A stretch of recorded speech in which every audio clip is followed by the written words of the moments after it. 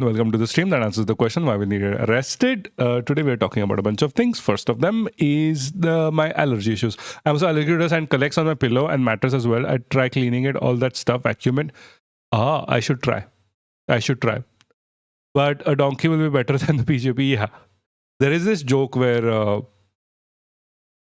like my dog's poop is going better than the BJP at this point. Having said that, Rahul is still better. Yeah, that is what I was getting at. Why is my nose stuffy? Forget it. I don't care anymore. My partner says it's literally about acidity, where acid reflux is causing my throat issues, because this only happens at night. Real licorice coats your throat to help coughing in the moment.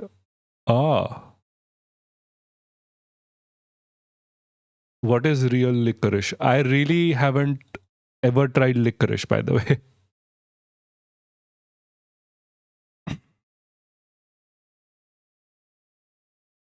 I've heard like so much hate for licorice, to be honest.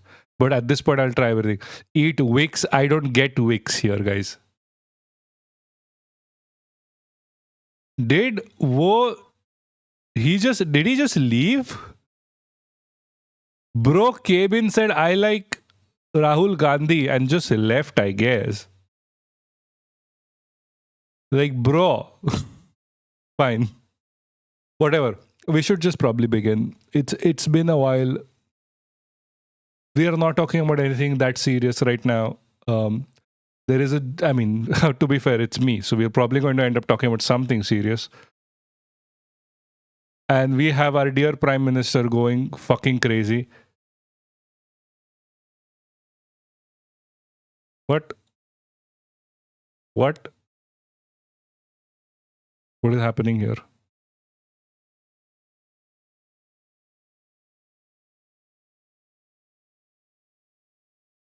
What? Okay, eat Vicks balm, you get a buzz. Yes, acid reflux 100% does that. Sleeping more vertically will help. Sleeping with on your right side, but slowly. But slow your eating and don't eat close to when you will be sleeping. Fair. I should try that. I don't have very regular eating schedule. Black licorice tastes like it hates me. I have sorry. I have sorry. I have heard that so many times. People hate black licorice. I don't know. It's like, why is it sold, and if everyone fucking hates it?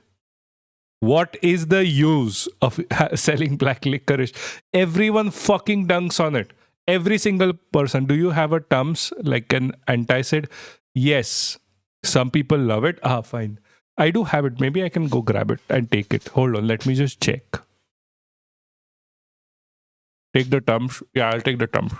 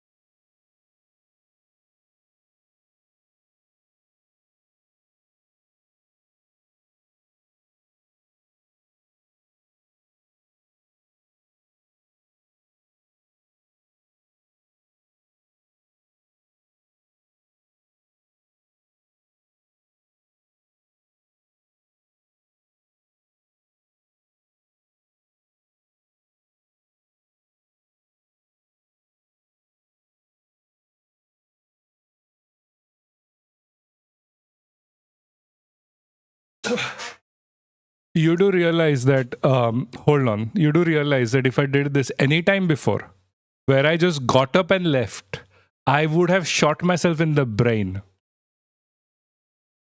I need to check if it is actually dumps. Like, this has become so normal for me. Like, just get up and just go. Like,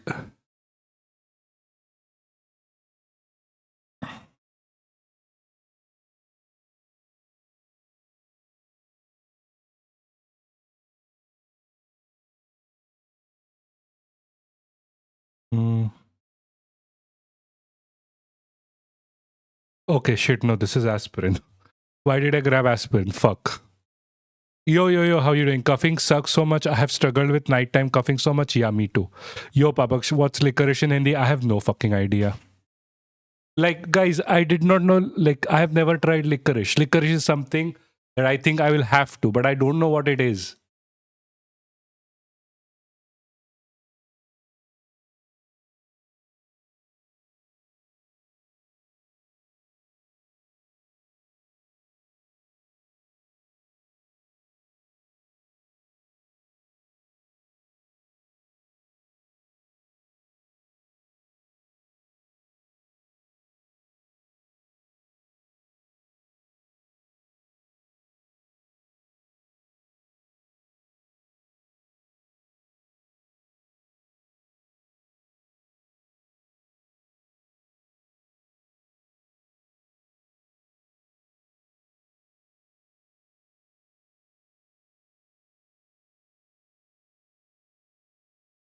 Okay, I didn't find Tums, but I did find, hey, good to say, licorice.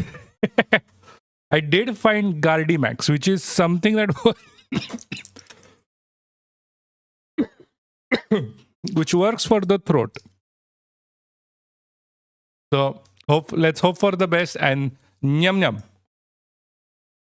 I don't know. I'm supposed to like suck on this or something. That's what she said. Now I make that joke because we are talking about a joke as well today. How are you, man? I was busy, like busy, where I was working on like a fisheries contract mostly, and we were testing for the change in the maturity level across from 1970 to 2025. And throughout this, we were checking for like temperature, maturity level, fish age, whatever. The whole thing is not done. It's still till October. But right now we finished like a poster for is that a biryani joke? No, it's not a biryani joke. This is me trying to talk about my contract on what I was actually doing for the past few days because we weren't online. And I was actually working on like a poster. The poster is now prepared. Anyways, the hostel I'm in sucks, lol. The AC literally broke down in 2 days. I am sorry. that shit sucks. Seriously, that I have like there are no solutions to it as well because I think your thing is very. But why do you need a hostel anyway? Like, do you like you're not going to school there, right? Protests against the hostel for good facilities. Yes, he will have to even away. You know, he have to fuck the man. I find it. You're gonna love it in the red sweet flavor, bunch of flavors. The less shiny the candy, the better. I'm going to try. I'm going to try. Auntie National. Yeah. The point is, why are you there anyway? No, so why do you need coaching? That is the question. I'm in India, kind of hard to get it here. Yes. Like, I am not. Maybe I can. Damn, this shit is very bad, by the way. Maybe I'm just supposed to just chew on it or something. Like, why do they make medicine that's like not drinkable? What are your thoughts on recent Navy strike? Oh, that you asked. I actually haven't checked about it. But as the Kissinger said, it's worse being in like US's friend than it's being. Well, I'm taking a drop year for NEET. So why do you need coaching? Just study at home. Let's check this out quickly. US Navy. What is the official sucking on the candy keeps your throat coated over and over again? Yeah, but it tastes sucks.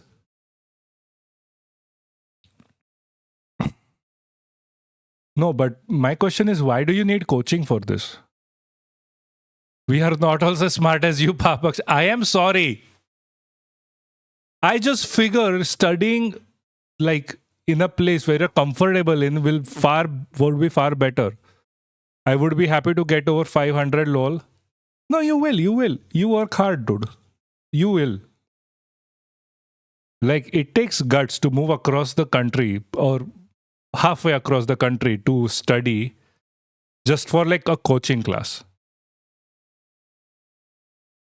Like, and the exam is back in your hometown, right? And not in like here.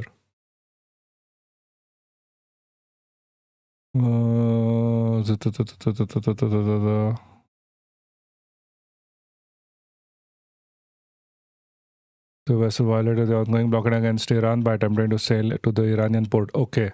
Indian hostels are terrible, man. I lived in there. It sucks. I am so sorry, guys. Like, Indian hostels are bad. Indian hostels are bad. This whole coaching culture is bad. To be fair, all of this is happening because the need got postponed. Like, it's just bad. There's literally no fixing it. You have to fix everything from the ground up if you want to fix it. Like, hey Luffy, thanks for reaching a 5-stream streak. There's no good way out. Like, all I can say, like, just go back home and study at home. I don't know what conditions you have at home, but I think it would be better for you to do there. Dude, the thing is kind of hard, like 9 a.m. to 7 p.m. with 2 breaks. Nah, fucking go back home. That's not how you study. Jesus fucking Christ. Like, the fuck? Comrade Crocodile, thank you for the follow. That's not how you study, dude. That is, I do not think that is conducive to good studying. Indian PSUs are good. What PSUs are there any left?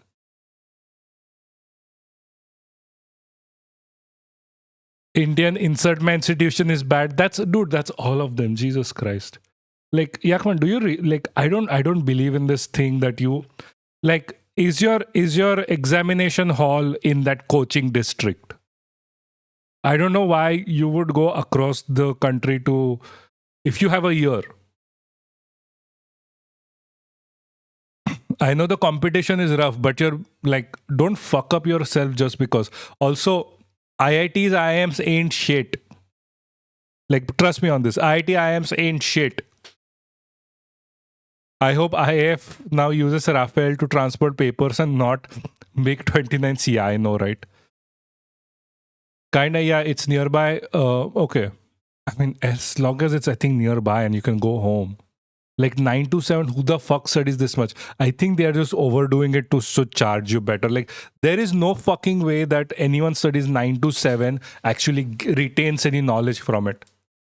Like, no fucking way. I'm not accepting it. Just does not work that way. Never in my life have I ever studied that much. And I'm still in a position that I'm in where I can just confidently say, hey, I have some research papers out. I'm sorry. I just don't like this process where you are supposed to study like what, 100 hours per week. My house is 1100 kilometers away now. Dude, go home. Study on your fucking own. It's not like, dude, like, you wouldn't study, like, this is, you're giving NEET as far as I remember. It's not that fucking hard. Stop putting way too much pressure on yourself and mugging shit up. Just take, like, Jesus Christ, this is too much. And like, every class is like 100 people in there. Something like this. I know.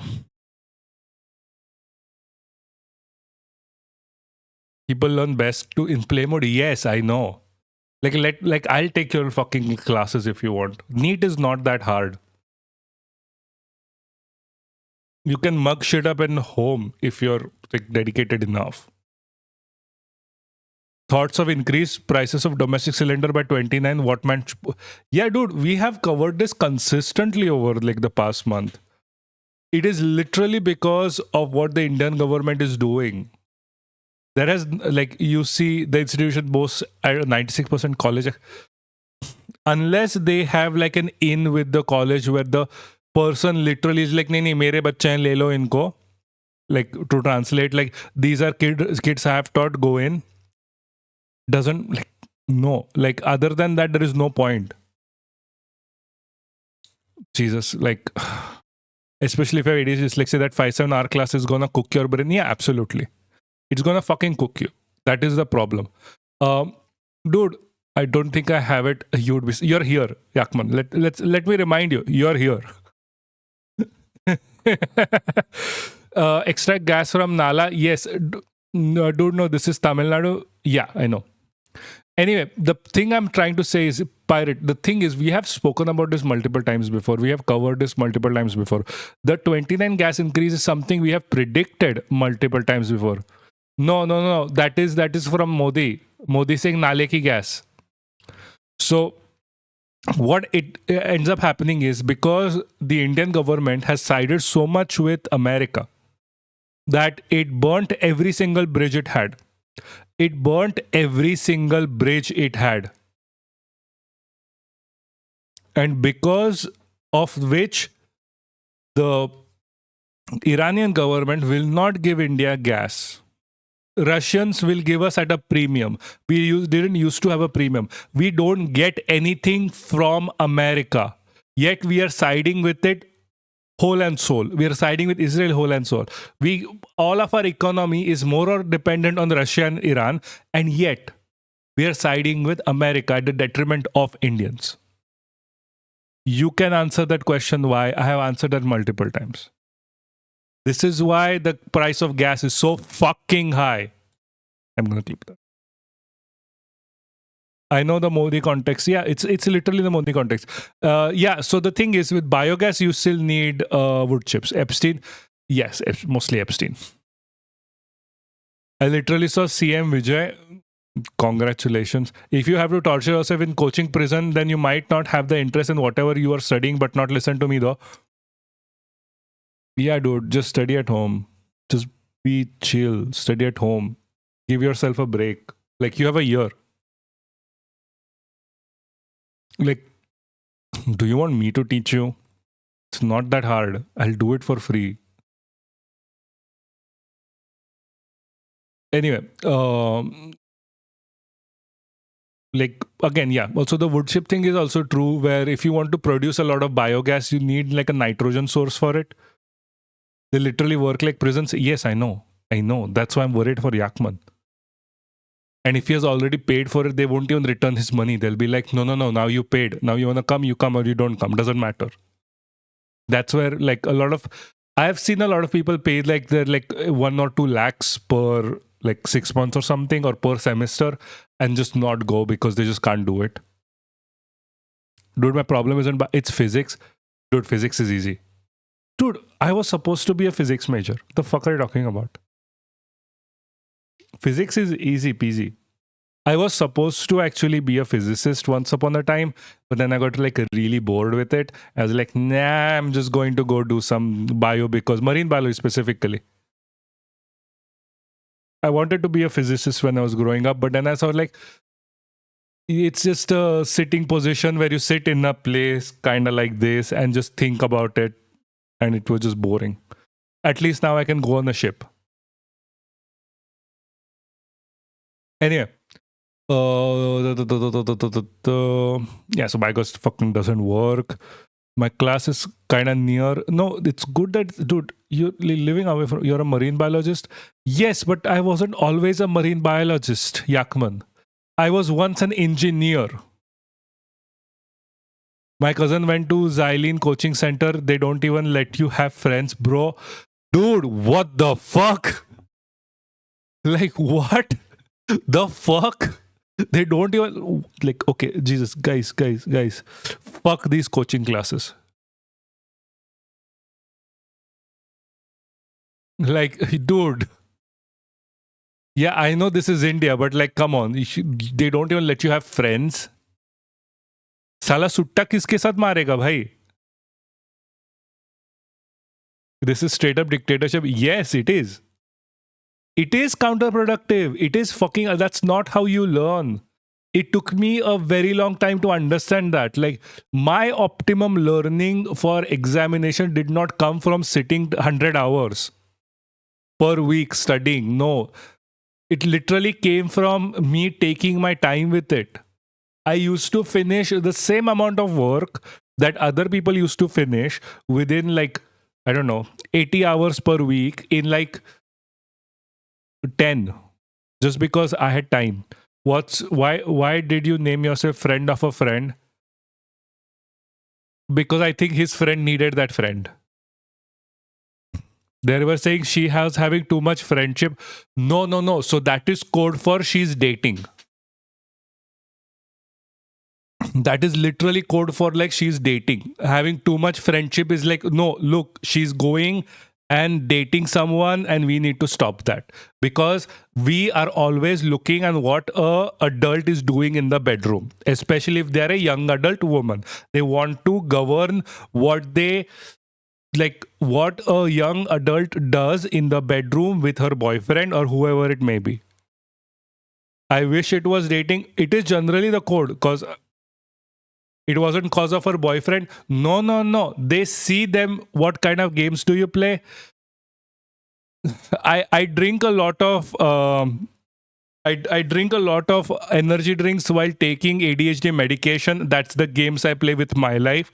Other than that, sometimes we play like Horizon or Witcher or whatever, but we generally talk politics. Rummy in my room, I swear. Doesn't matter. Asshole thinks women needed to be policed. Yeah, these assholes really think women need to police themselves. They'll never say that shit about a dude. Teen Patti, dude, don't talk about Teen Patti. Teen Patti is a fucking bitch ass game that has been turned into a movie and then simultaneously a gambling addiction for Indians. Poker much better. Like, I used to fucking love playing poker. I was like so good at it.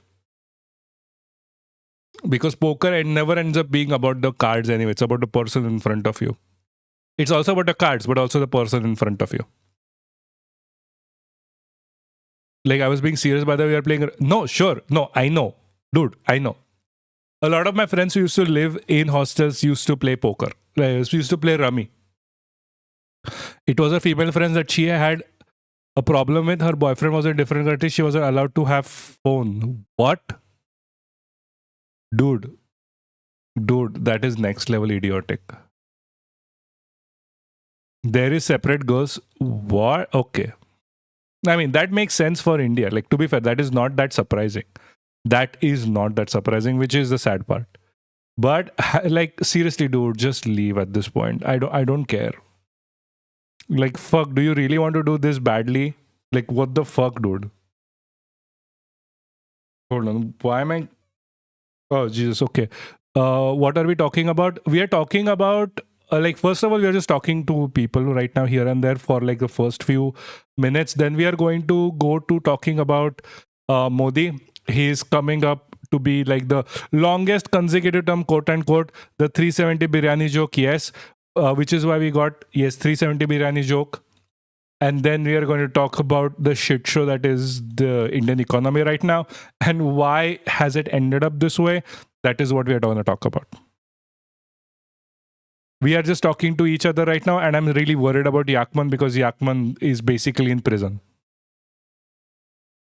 Apparently, Papaksh. No, I made badly made biryanis. Let me be very clear. Longest serving thing is everything with the BJP is a fucking scam, guys. Everything with the BJP is a fucking scam. The fuck are you talking about? I just ate fish biryani made by my mom. Congratulations. I don't like biryani. Women being policed is about policing their fun, joy, clearly about coaching things aimed to do that. Yes, it is. Based on what you and Papaksh says. Yes, no, that is literally what it is. Like, that is literally what it is. They want to, in the coaching class, technically I was in. They literally told us like, hey, don't go out, don't do anything. You'll have time to go out. Like, if you want to go out with women, if you want to go out and date, just go join CA or something, like the course. Don't do engineering and shit like that. I was like, bruh, who gives a flying fuck? Just, that's not how you fucking study. If you sit down and study for like 14 hours per day, how much are you actually absorbing? Like, remove that 14 hours, replace it with 4 hours, do 4 hours of study, and for the rest of the time, like, maybe revise if you want once in a day whatever you studied in the morning, or just chill the fuck out so your brain has time to actually make the neural pathways in your fucking brain. Like, how do you think memory works? Group discussion. Yeah, group discussion also, but how do you think memory works? How do you think memory works? Memory doesn't work on like tumne pad liya, like once you read and that's it, that it's in your fucking brain. That is not how memory works. Memory works by you studying something. You then go and think about it. Your brain will naturally think about it afterwards, which will actually develop that memory. But if you're working from like 9 a.m. to 7 p.m. and then you go and sleep, your brain is not going to retain any of that shit. That's just not how that works. Actually, this medication works because I haven't coughed in a while. I'm gonna take more of this medication later.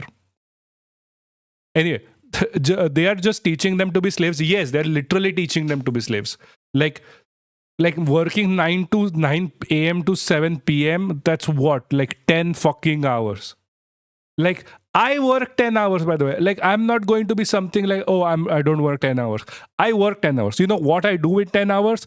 I fucking do biostatistics on marine biological data sets because I am a marine biologist and I love my fucking work. That is what I love. And I do take breaks in the middle. It's therapy. Like, why do you think therapy is usually short sessions over a period of time? Because brain got a process. Yes. I told my parents I wanted to try once. What? Cough syrup? That is the reason why I do like longer, is because I love that work. That is why I do it. But if I have an exam tomorrow, I'm not going to do that, because all of the work that I do for how much ever hours, because again, I love that work. I do get paid for it. I'm not supposed to do it. Technically, I'm doing overwork, but that is my issue. My love for science, that is separate. I just don't want to lie. Like, I should have just said like, oh, I just work between. I don't want to lie to you. Having said that, the reason why I do the work that I do, like not me per se. Sorry, I'm having an ADHD sideline. I'll come to Naga thing. Give me a second. The reason why I do all of that shit and I'm able to, because I don't need to retain that information. Because that information is not something that I'm going to spill over in an exam paper later. The reason what I am doing is what you guys are going to write in your exam papers if you go to a marine biology course and they have my topic and they are going to ask you, fuck, like, what did like Mr. Neil, because I don't really use doctor or will never be using doctor. Fuck, it's lagging. I'm sorry. I just saw in YouTube news. Let me check. Like, what did he do during this period of, this is the shit I don't have to remember. But if I have to remember shit, all I'm going to do is I'm going to read it, I'm going to learn it, and then I'm gonna not think about it, because my brain will do that. It will make the neural connections. What if I call you Dr. Kush after October? After October, once I submit my thesis, you can call me Dr. Kush. Until then, I don't really have a PhD. I am in the final last few months of it. I need to check. The 100 schools are set up by and for capitalism and promoting. Yes, exactly. Like that. This, like, India has literally made it its profession to forward this capitalistic idea that you need to keep working and working and working. There are no breaks. If I tell my students to work 10 hours, I will be fired. I need some kush. I fucking swear I need some kush. Yakman needs a lot more kush. Also, I don't think it was lagging. I think it was just my speaking where I was having like an ADHD meltdown about what I've been doing in my life. That's why I took JE. Dude, JE is not that different. JEE is not that different. Like, the fuck you mean you took JEE? JEE is not that different. JEE is literally the same shit. JEE is hard. No, JEE is not harder. JEE is much easier. The fuck are you talking about? I didn't even study for that shit. I studied like one day before the paper and I fucking passed. Like literally passed. Got through. Didn't sit for advance. Like fuck it. Didn't care, to be honest. I also passed GATE without literally studying. Like, I just went to the paper and came back. I got a better score than my then girlfriend back then. And she was giving it like the second time, being like, oh my God, I'm just gonna fail. I literally got them studied for like a day. I didn't even buy the textbook, by the way. I said for advance, it was tough. I just didn't give a shit. I'm not even kidding about this. I'm being very serious. Like, GATE, NEET, just take your time with information. Like, let your brain develop. Oh, JEE has an employment rate of 10%. Dude, what do you think of NEET is? Do you think everyone in NEET gets employed? The fuck? Like, we are talking about majority of NEET aspirants don't really get employed. They literally either start their own businesses because they can't find employment. Because everyone wants to work in the major cities. No one wants to actually go out of the city. When did you give JEE, NEET, GATE? When I was passing out from my college. So that was 2018, 2019, 2018, I think. I think the UPSC aspirant employment, dude, don't get me started. So I gave my like JEE, NEET and GATE on those years. I just like literally passed out without bothering. Mostly because I didn't stress the fuck out. Like I can guarantee you this. Most of my friends stressed the fuck out and that's why they lost marks. They did not lose marks because like they hadn't studied enough. You know these minor marks that you lose like, oh, here and there. I said 2018, 2017, no, was it 2016? Huh, I am old. I have literally forgotten when I gave so that was... Okay, so technically 12th class was yeah, I think 2017, 2018. Something like this. I have literally forgotten. What? No, did I give? Huh. Oh, yeah. I gave JEE before. Yes. So, yeah, I did all of that. Like, okay. So, I gave my 2012, 2013, I gave my JEE. No, I know. And NEET. And then I went to college. I became an engineer and then gave GATE and then gave my GRE, then gave my all of the everything as well. Dude, I love giving tests. Tests are fun. I'm not even kidding. Tests are fun. Tests are fun because I don't give a shit about them. I just like looking at people sweating their asses off. Like, I have a very nonchalant thing about tests. Like, who the fuck gives a fuck? Like, literally.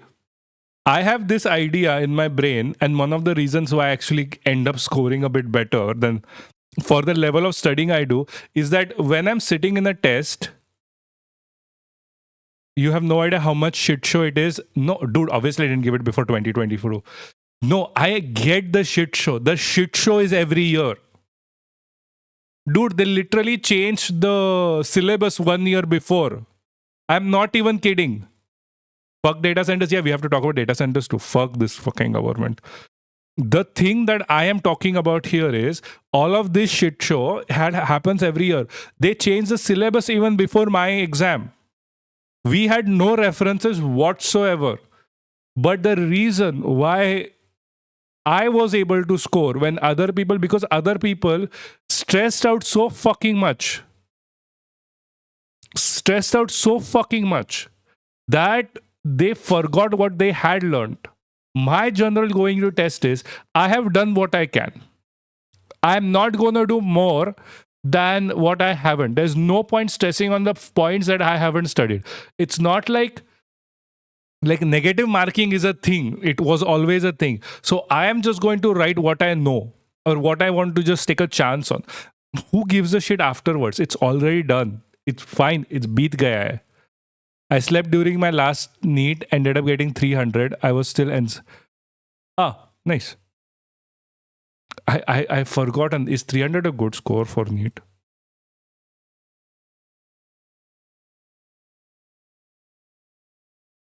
Oh, 600 plus.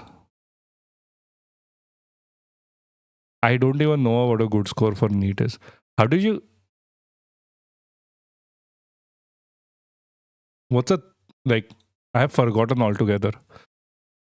Yeah, but every end that I agree, but stress affect people differently. I'm also a test fan. Yes. Let me be clear, not a test cricket. I don't like cricket either. The point here I'm trying to make is don't stress yourself so much that you burn out. I have seen there are people who literally unalive themselves right before the exam because they can't take the stress. I want the thing, you two are smoking whatever, but no 300 is very bad. Ah, fine. Bruh, what are you lacking? Ah, fair. Dude, it's not that hard. Trust me. The reason, give yourself some space, see where you're going wrong, what you're doing wrong. It's not about how much time you invest in mugging shit up. It's actually look at what you're failing at. Like, if you're just redoing everything again, then whatever you're good at is just not gonna be better because you're already getting marks for it. What are you failing at? Look at that and then go from there. There's there's no such thing as true perfection. There is no, because there's just no such thing as true perfection. But if in pursuit of perfection you only try to perfect the things you're already good at, you're not gonna get anywhere. So what are you bad at? Just focus on that. For now, you have a year to go. Forget about everything else. Forget about what chapters you want to learn first, what chapters the college is teaching you. Just focus on what. No, I have not read 5 point something. There has been a test mark inflation back during 2019. The score was 480. Now it's closer to 16. No, doesn't matter. It always was the case. Also, I'm not going to read Chetan fucking Bhagat.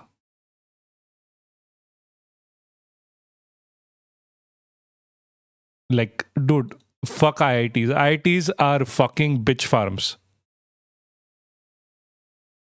IITs are literally fucking bitch farms. The only reason you get into an IIT is to tell people you got into an IIT. There's nothing more to it. There is I'm not even kidding.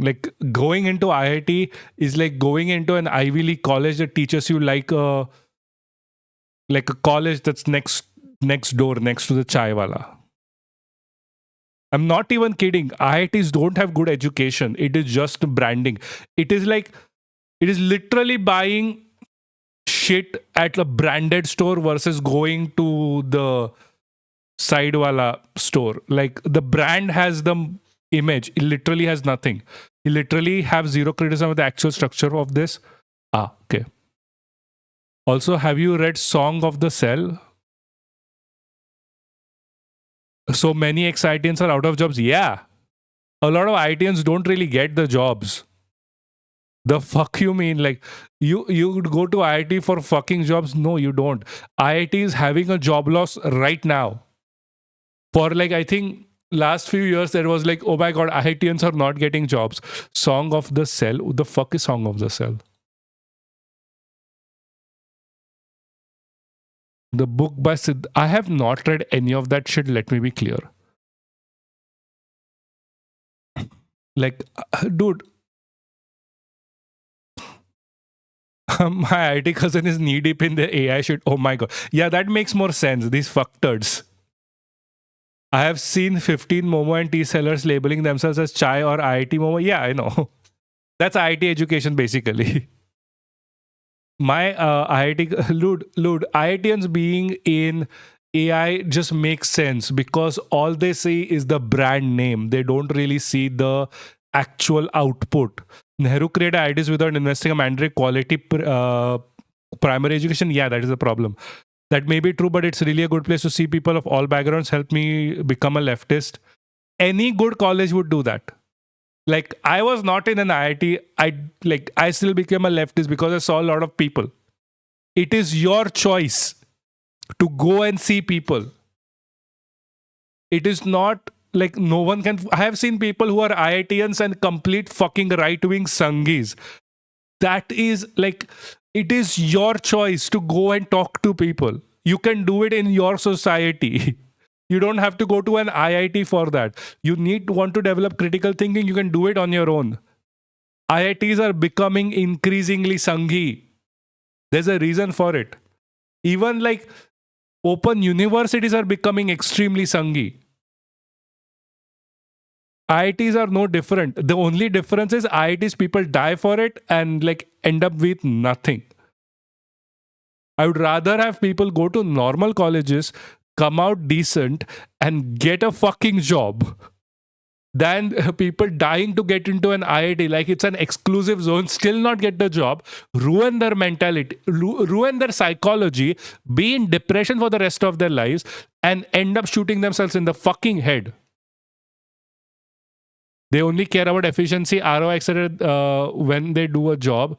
No, literally, they don't even do that. They just like, I am telling you, IITians don't care about that shit as well. IITians care about fucking name recognition. Have you met an IITian and like he was like, no, like he just went to college and not like, oh, I went to an IIT college. There is no difference in the level of education because the level of education does not determine on the educators in India, which is the sad part. You have to do that shit yourself no matter where you are. I have seen brilliant people, literally brilliant people, come out from third-rate colleges, and absolutely trash heap of people come from IITs. Anyway, so many friends in hostel are leftists, but I can't recommend to you because they're exclusive Tamil speaking. Do recommend anyway. Who cares? That's a good thing. Okay, fair. I do flaunt it, IIT degree a bit. Yeah, dude, I don't think you have much. Like, I'm. Thank you for the follow, Fujis. Like, I am so sorry to be that person here, but like, that's what that degree amounts to. That literally what that degree ends up amounting to. Like, how is an IIT degree different than any other degree? At the end of the day, you're literally going to be doing the same fucking jobs because they are not preparing you for a life that actually helps with critical thinking of topics that you develop on your own, which is the bad part. Like college is supposed to develop your critical thinking skills. It is not supposed to develop whatever the fuck they're trying to teach you. They're trying to make you some kind of a person who just can work in a fucking factory. IT means you're a bitch, yeah, more or less sometimes. Like every single college in here trains you to be a factory worker. You are not a factory worker. Colleges in America, a college in Europe, which started this process of like, okay, we are going to make these people factory workers, have gotten rid of it 100 years ago. In India, you're supposed to work like 9 to 9 and then work a bit more overtime. That is the shit that goes on in India. Do you really think your education from an IIT is going to be any different from any third-rate college in India? No, it's fucking not. In a third-rate college, you get more freedom to do whatever the fuck you want. And that ends up being much better in the long run for you because you're not a depressed sack of shit. I have seen people literally, to be honest, no Indian institute critical thing, let alone IITs. In fact, they are all suppressed. It actively, be it education, institute, family, parents. Yeah, that is my point. That is my point. India needs to change its education system altogether. Yeah, that asshole businessman is the biggest businessman in India. And you know what he flaunts about? His IIT education. He doesn't understand the basics of how humans work and he's flaunting IIT education on it. Like, don't... Like, fuck Swami, I fucking swear.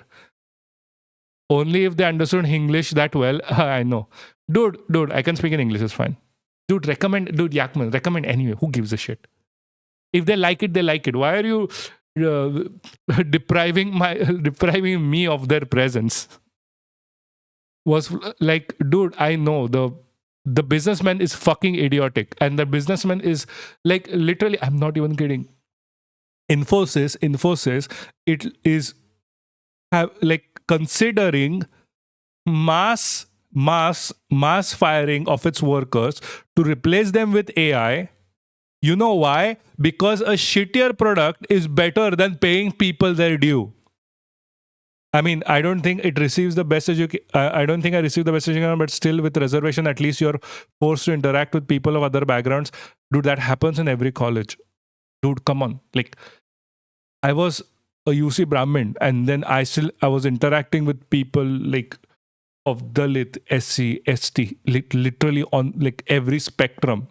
I like gays. I'm pan myself, but LGBTQ, like women, whatever, like people from Africa, people from Afghanistan. One of my good friends was from Afghanistan. Like, what are you talking about? I don't think I would have interacted with people with other backgrounds before I grew up in a... Dude, literally, Pune.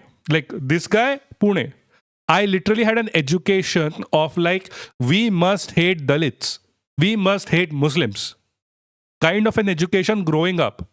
RSS full on. Like, I never used to go for the RSS rallies or anything, but like, my father is a complete fucking Sanghi. My school was fucking Sanghi. I wasn't forced to interact with anyone. I did that myself. You did it yourself. Like, don't sell yourself short.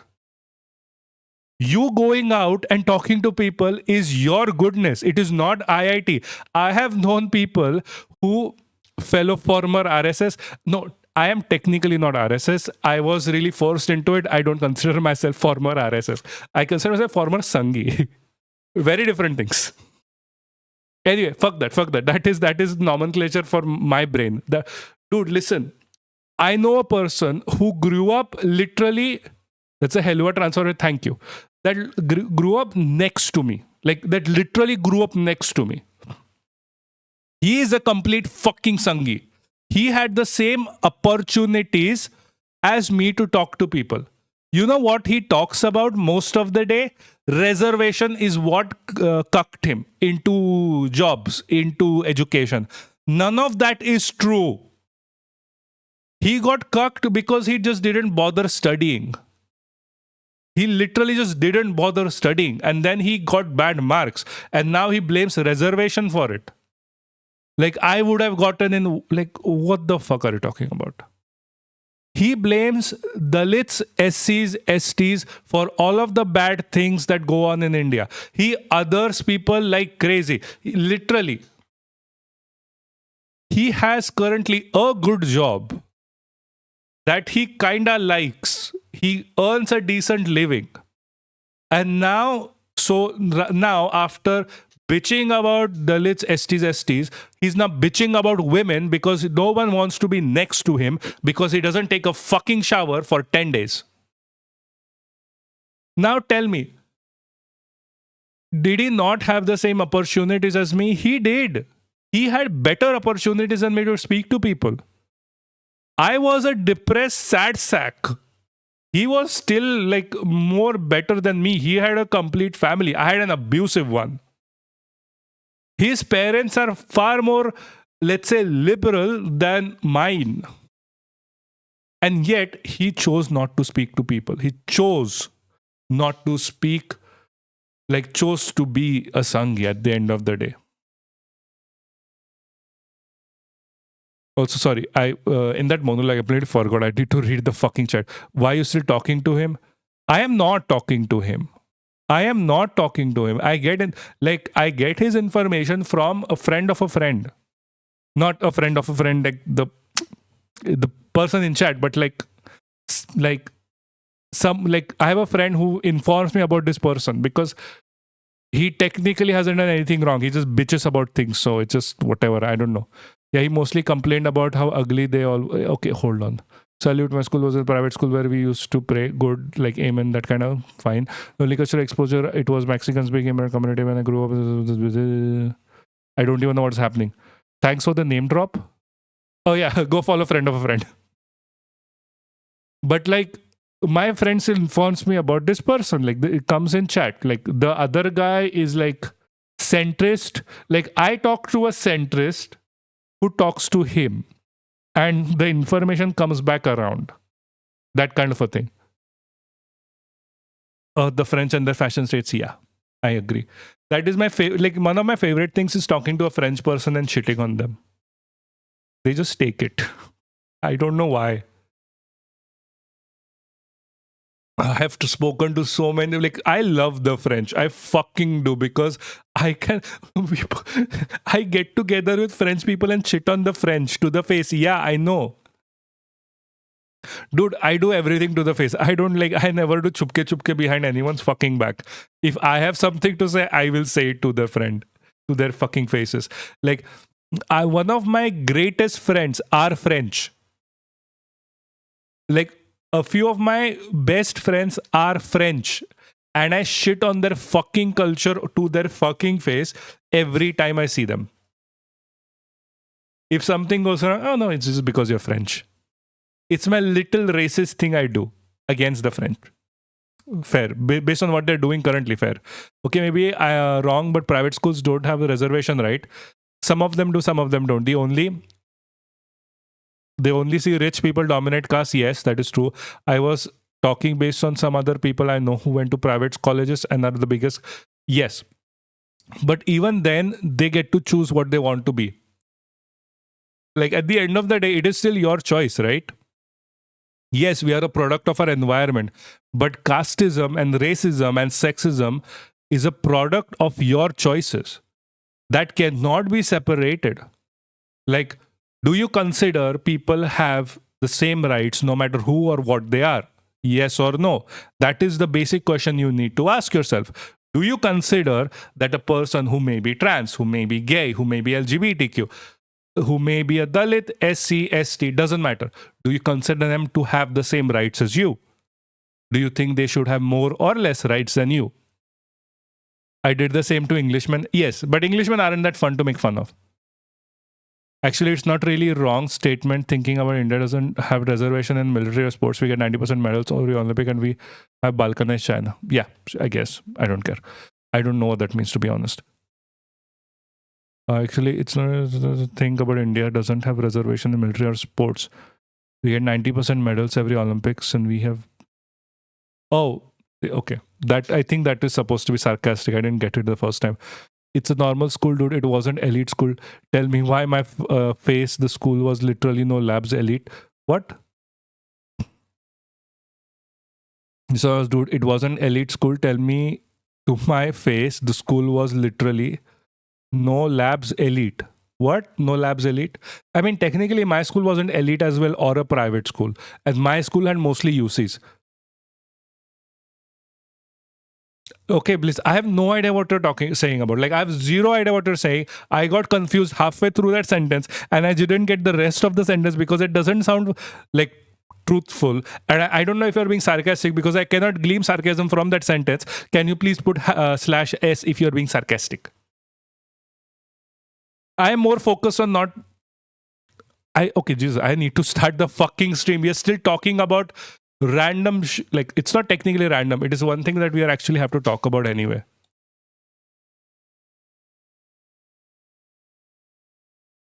I forgot the is. Where is the is? You can't just fucking say I forgot the is. What do you mean? You didn't go to elite school? You went to Shakha? Who are you talking to, please? I think there was some mispronunciation, mispunctuation. Sure. I didn't go to an elite school. No, I went to a normal school. Literally like, okay.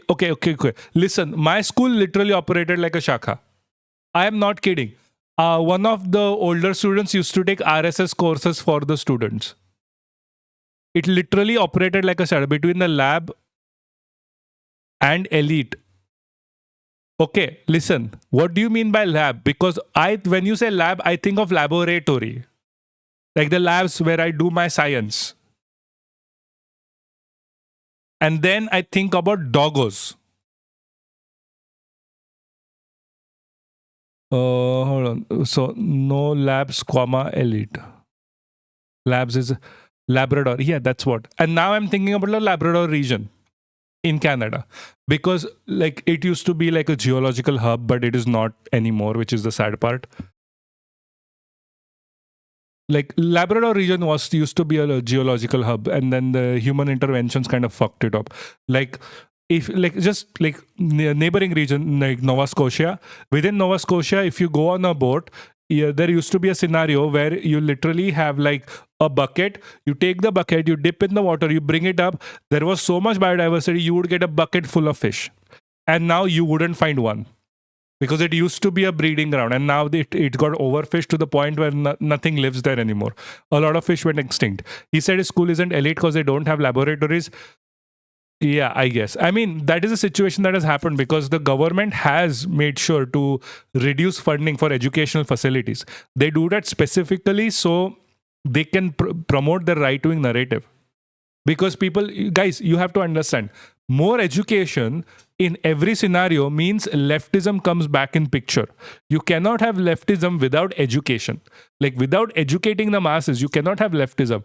And this is the reason why you can have Trump, you can have, who's that guy?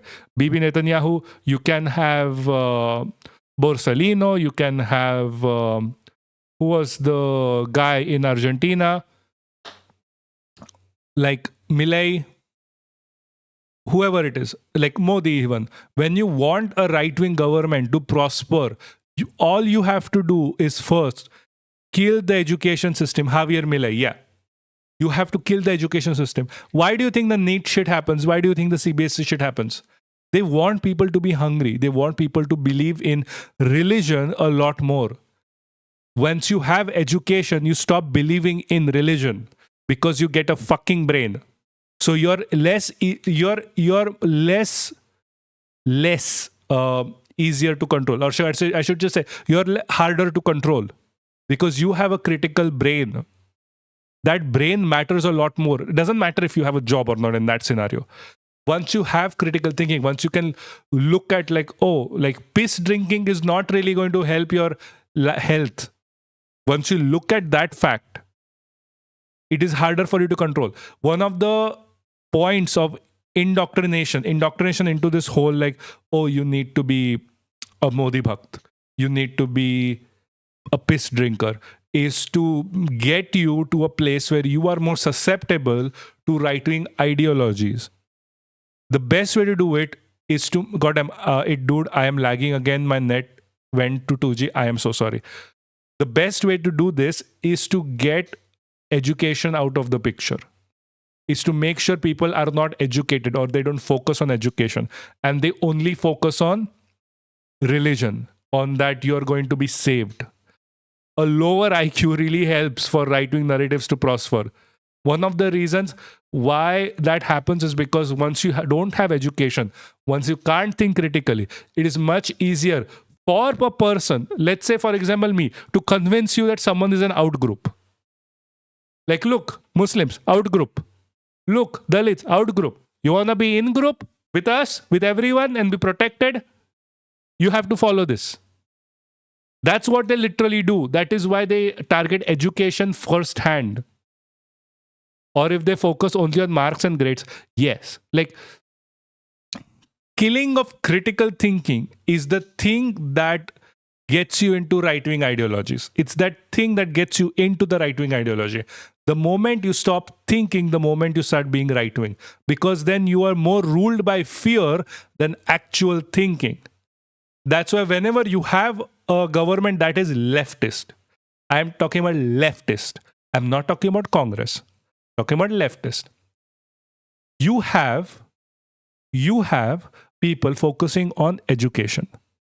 What is the first thing that even like the Congress government did? Socialist. Like, I don't care if they did it badly. They still focused on a little bit of education. Kerala government, focus on education.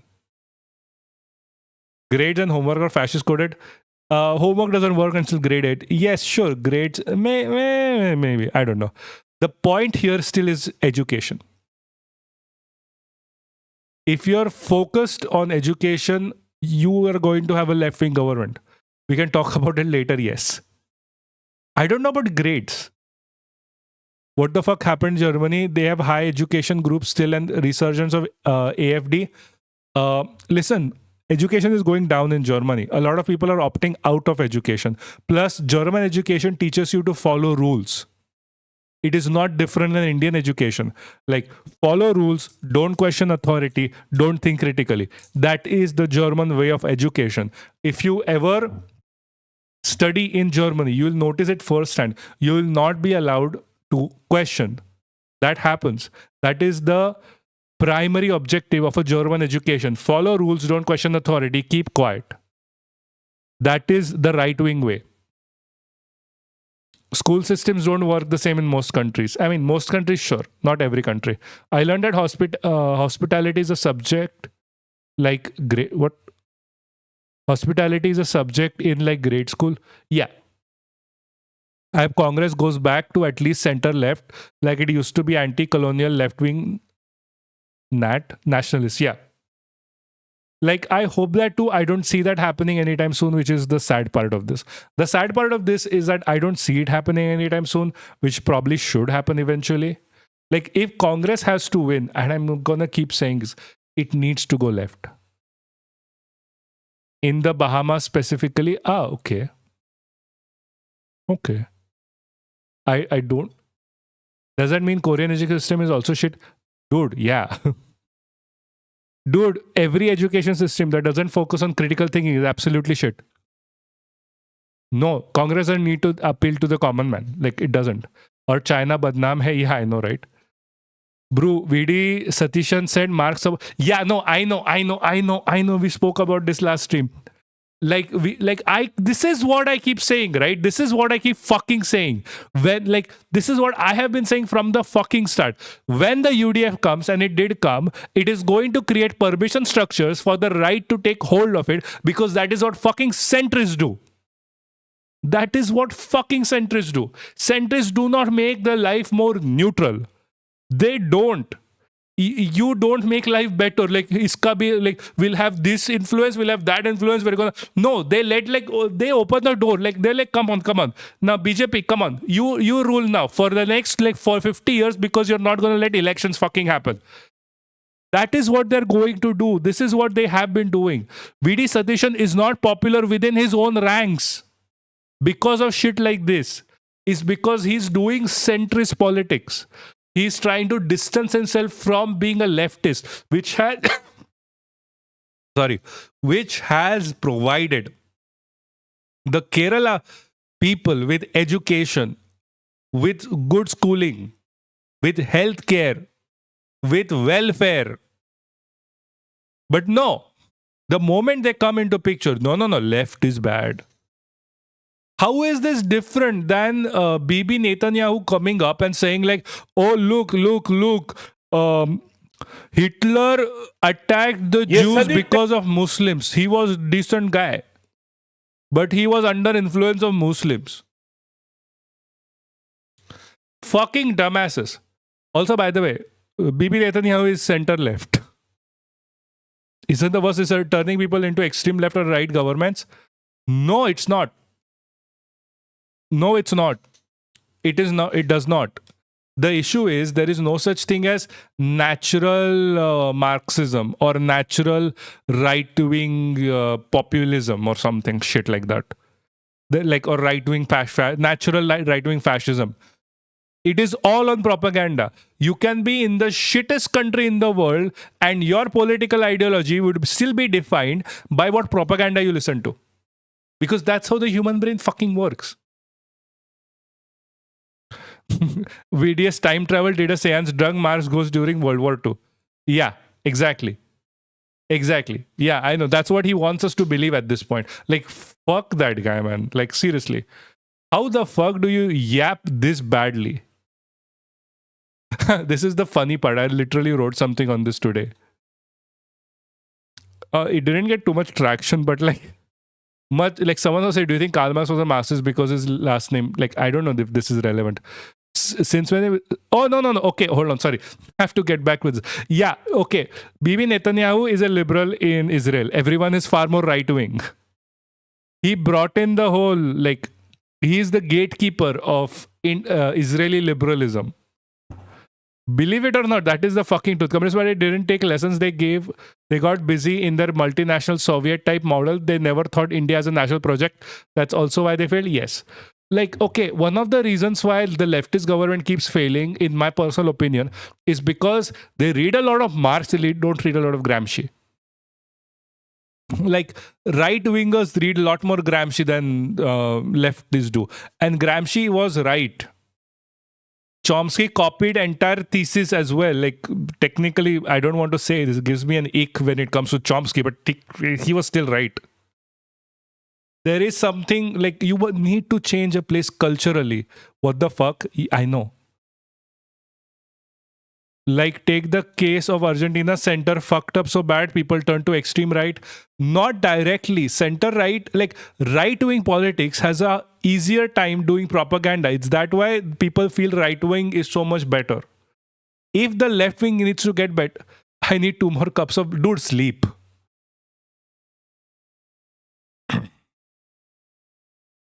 Like, I am not even joking.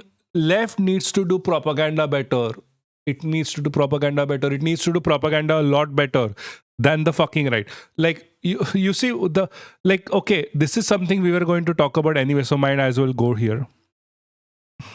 Good night, Kanna. Yeah. Like, this is propaganda. This is fucking propaganda. This is a fucking lie that PM Modi became the longest serving prime minister. It doesn't matter. It is propaganda. Leftists are stuck not reaching out to marginalized people. Yeah. Leftists are stuck every fucking way. Like, they are so behind. I cannot believe I am saying this. One of the smartest people I have met are leftists, and they are fucking stuck somewhere in their ideological blockade that they just can't fucking get out. Do fucking propaganda like this. Jesus fucking Christ. This is what it takes to actually govern a place and get people on board to your like what you actually need to do in life. Not like just talk about some random fucking topics. Like, everyone is supposed to know all of the high level words that you fucking know. People don't have that education. People think Lenin's a type of fabric. You can't just have word and you can't just have the words and disguise. You put some pretty, yes, I know. Earlier I was saying they need to connect with common man and you said no, I'm confused. Where did you say that? What did you say? Can you please refer to it? That is there. I think that was a different topic I was talking about.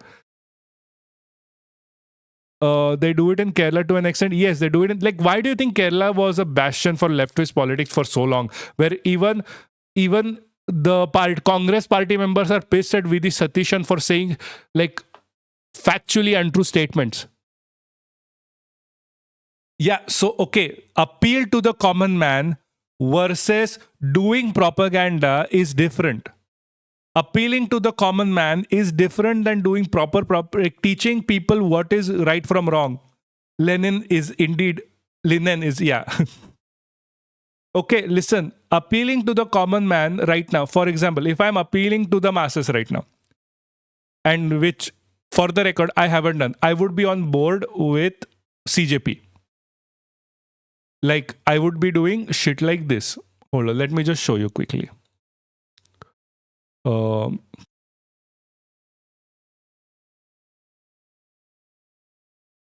Like this.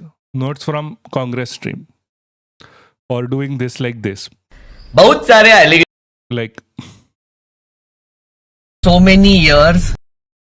That is what drew you towards. Hey, thank you so much. Whoa, loud. I am sorry. this movement. This is the that shit. word, the cockroach, because you. Dude, I will talk to him someday. Not right now. Let's get to a place where we have enough people following us. Bro has 100,000. We are not there yet. Because it's not going to be a completely friendly conversation, I might say. CJP protest was so funny. Yes, I know. So the thing is, if I was pandering to the masses, I do shit like this. I'll wear the fucking mask. I'll print it fucking out. I am not here pandering to the fucking masses. I'm trying to teach you what is leftism. I'm trying to deconstruct Indian leftism. I'm trying to promote Indian leftism. That is not appealing to the public. Because the public, more or less, and I'm sorry, does not know because they don't really understand centrist. They don't really know the difference between political ideologies. They don't have the basis to even understand it. Like, how do you pander to the masses that don't even understand the basics on what you are talking about? When you're talking about like appealing to the public with leftism, it is easy for Indians to accept leftist ideas, but they do not know if they are like, they do not know how to engage with them, talk to people. Also, what happened on 6th June? I would have been able to see the news. What happened on 6th? Oh, something happened on 6th June. Fuck, I haven't seen myself. Fuck it for now. Are we talking about like Israel breaking the ceasefire again? There's so many shit happened. Oh, do you mean the CJP shit? Nothing happened. They're like, we'll do it next week as well. They literally said, we'll do it next week as well. There were like 100 people that came for the protest. Nothing happened. There were 100 people and I think 200 people who are just there for like reporters. Nothing fucking changed there. But having said, hi, thank you for the follow, Sadish. No, it was around 100 people. The rest of them were reporters. Peak TV themselves, I said, rest of them literally were all reporters. Sad history get lemo. Yeah, sorry. The point I'm trying to make is, if Dabiji Dipke thing, yeah. Bhai, मैं गया था 100 ज़्यादा थे. Dude, I don't think you have seen 100 people if you think 100 people. Guys, what I'm trying to say here is, if like there's a difference appealing to the masses. This is appealing to the masses. Like if Congress was doing this, AAP is doing this. This would be appealing to the masses, but this doesn't change the fact that the masses do not know what leftism is. They cannot distinguish between Lenin and Lenin. They just cannot. I am sorry. This is something we have to start from the ground up. The Indian leftists, especially on, let's say, Twitter, think everyone understands everything by the go, do not understand the basic nuance of the fact that people don't know. Because people, first of all, don't speak English. People speak Hindi, people speak Marathi, people speak their own native fucking language. And they just don't, like, the works aren't translated. No one has read them. And they're just supposed to know what is good for them, what is bad for them. They're going to follow the person who's speaking the loudest. And you know where leftists lag behind? Speaking the fucking loudest to the people. Because they're so worried about like basics, like, oh my God, we can't be Marxist-Leninists, we have to be Marxo and anarchists. They're just fighting between fucking each other. I don't see the difference there, to be fair. To be very fair with you. There was, I think, someone the other day, Arun was here and someone was saying, oh, what do you think of anarchism? Because I personally don't really like anarchism. Oh, that was you. Yes.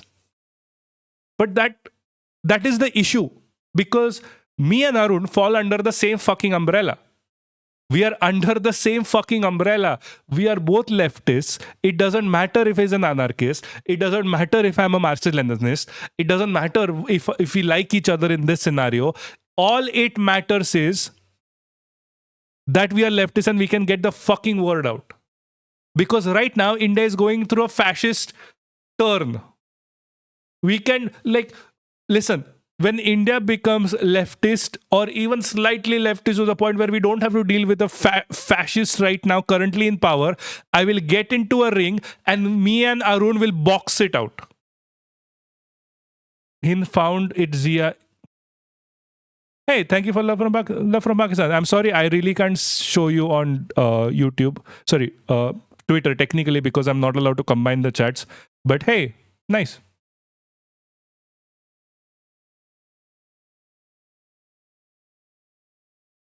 Jail की रोटी खानी पड़ेगी, jail का पानी पीना पड़ेगा. What I सब jail जाएंगे. What? Like for 5 seconds. Aap is shitty. Like seriously, why the hell are they doing Godism? Bro, how do you think they got up?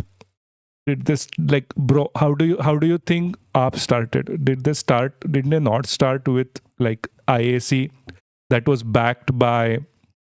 No, I saw the statement.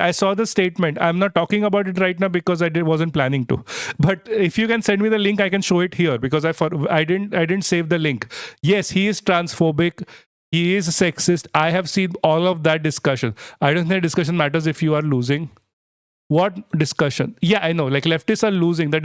Hey Rene, how are you doing? We are losing. Like literally, leftists in India are fucking losing. And at the end of the day, it doesn't matter. I'm like, at the end of the day, me and Arun fighting is not going to solve anyone's problem. Me and Arun being on the same page, talking about the same shit is going to probably work more. We really leftists need to focus on propaganda. We just can't keep focusing on fighting between our fucking ranks. There is a fucking group. There is a fucking group on Discord of leftists. I am not kidding. There's a fucking group on Discord for leftists where if you don't get every single thing right about Marxist-Leninism, you don't get in that group. You don't get in that group. You have to be 100% leftist to be in that group. Indian group. Now tell me, how will that movement grow?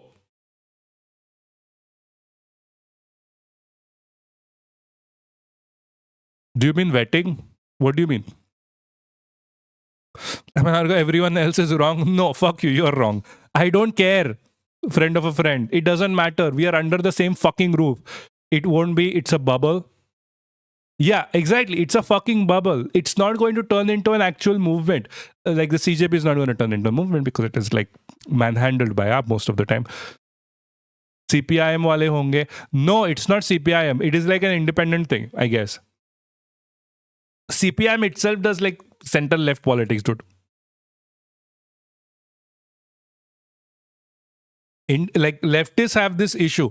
I am sorry, leftists have this issue where they like all they do and all I see them do in my personal discourse and in online discourse, all I see them do is divide up between themselves on who has the best ideology out of all of them and fuck everything else.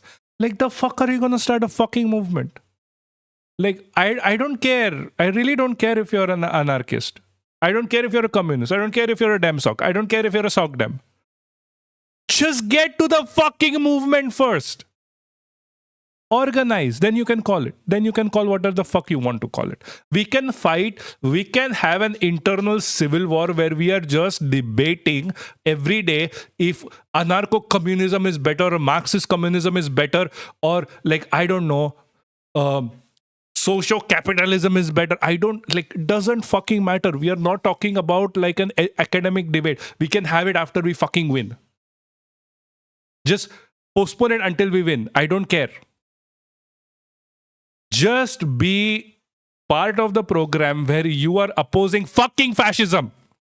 Because that is the thing that we are fighting. We are not fighting anything else other than fascism. People need to realize that. We are literally in a place where one of the things, marketplace ideas when you get rid of fascism. Yeah, exactly. Because, okay, listen, this was one thing I was actually going to highlight because, again, CJP, by the way, one of the shitty things I hate about the CJP right now is that they took over the entire narrative when it comes to this. I'm okay, our government just signed a law to create a centralized IME database and integrate the NSDS National System of Data Control. They use DPA AI tech equipment for data control to root out VPNs. Shit. Yeah, dude, you're not alone. India is doing that too. Literally, Europe is doing that too. Like, people, you're not going to understand what he's saying because he's talking in Bengali. There is translation because I don't understand myself. I can give you the gist of it. What he's talking about here, that's Russia. What one of the things I hate about the CJP is because they covered up this news. One of the things that was so good about the CJP is that they covered up everything negative that the current government is doing. Like this is the thing I spoke when Epstein came into this picture as well. I don't see how I am the only one who sees this shit. No one else sees this shit. Hardeep Puri was a distraction. CJP right now is like even the NEET shit is a distraction. I'm not even talking about the CJP. The NEET shit was a fucking distraction. CBSE was a distraction because what they're doing in West Bengal is creating concentration camps. And he's proud of them. He's doing the literal same thing what the American government is doing right now with brown people. Generally brown people. Doesn't matter if they're Latino and they're not Latino. Brown people. One of the things that covered up, one of the things I've been screaming about for like 2 weeks now. People don't tend to listen because this is not the popular directive. You have to talk about the CJP, guys. CJP is the best shit ever, guys. CJP is the thing that's going to protect you from when the government comes fascism. Because you're going to go to fucking Jantar Mantar every Saturday and then talk about, oh my God, we didn't get a good picture of Abhijit last week. Talking about. I used to think only South Asians are brown. No. Everyone who's brown is brown. What is he talking about? That they ate our food, they took our medicines, they are illegals, we have to get them out. That is what he's talking about. He's talking about a literal Hitler right now. Hitler gave these fucking speeches. Yakman, do you think Americans are not putting Indians in jail right now? They are. Now they can read even VLS's protocol, not data, but the fact that you use it, it feels like soon. Dude, I am telling you, every country is doing it because data centralization and data monitoring is like the next big thing. It's called techno-fascism.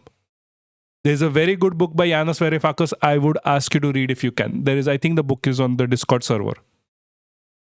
This is one of the reasons why Elon bought X. He didn't just buy it because whatever the fuck.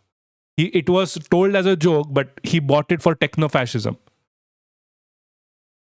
Every fucking country is doing it. There's like a new app in Europe as well that is going to be purportedly doing it because WhatsApp cannot. Techno-feudalism. Yes, sorry. Techno-feudalism. Please read that book. They maybe won't do it. Let's hope. It might cause us a riot. Again, it's Russia. It probably is going to. I do not trust in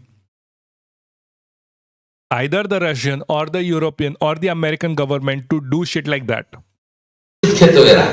No, I said it oppositely. I don't trust in any of these government to not do shit like that. They are going to do shit like that. Yeah, also right, not in Russia. They are saying that 4,800 people were sent back, quote unquote. The rest of them are in jail.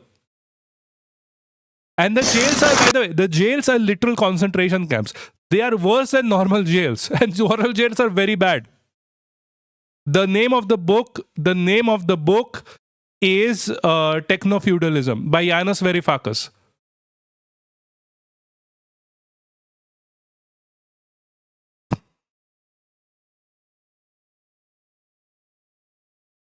Pussy Riot, yeah. They are holding 836 people in a holding station. And we covered it the last time. That holding station is worse than the fucking jail in India. And these people have not committed a crime. These people have the only issue of being undocumented. You know how many people, especially in the Northeast, are undocumented? Like fucking 70%. No one has their fucking documentation in fucking India. You can't find people with documentation in central India, in Maharashtra, in UP. The fuck you're gonna finding them in fucking Northeast? Yeah, he's the fucking best. He's the boss. He fucks a lot. Anyway, the fuck is this? We are literally doing Nazi shit, and all of this news is getting covered up. All of this news is getting covered up because the news, like news streams, have the best excuse to not talk about this. Who do you think is talking about this? This shit is currently being shown. You know who's showing this news right now? News X Live. We are going to, guys, News X Live to talk about this because you know whatever they're talking about. They're talking about this, what, like the TMC breaking up. They're talking about the CJP. They're talking about TMC, Abhishek Banerjee. No one is talking about this literal concentration camps. Literal concentration camps. And I'm telling you, they are going to realize that this news is very big when like hundreds of people are dying, and somehow they'll just be like, look, we are going an exclusive. When everything is said and done. Because in India, people pander to what is famous. People don't pander to what is right. This news is on NewsX Live. Do you know what this channel is? I don't.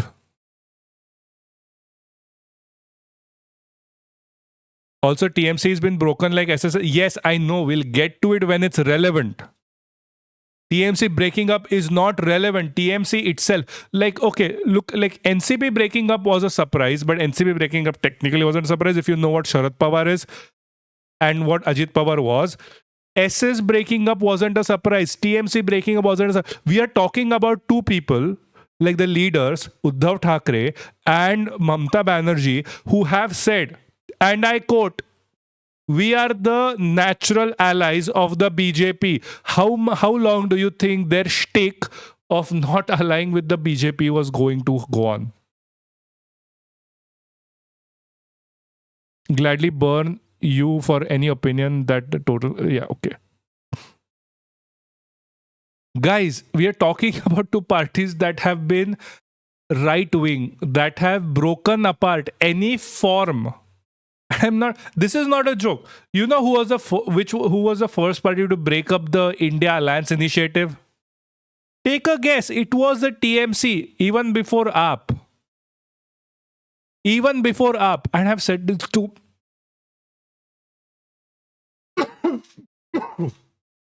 I've said this to people, like AAP people, to their faces. Like, guys, you broke away and, like, from the initiative, and now you're crying that the BJP has cannibalized you.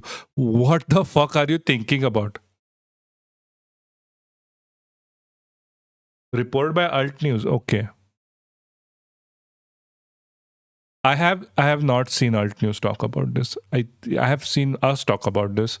Also, guys, if you can, please do clip. Please do send. I can't do it. I really don't. I just can't do it afterwards.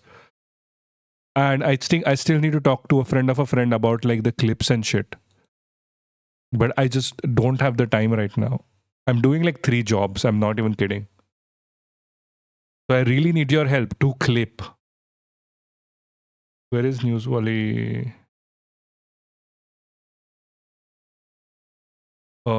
Can you please tag me? I don't know.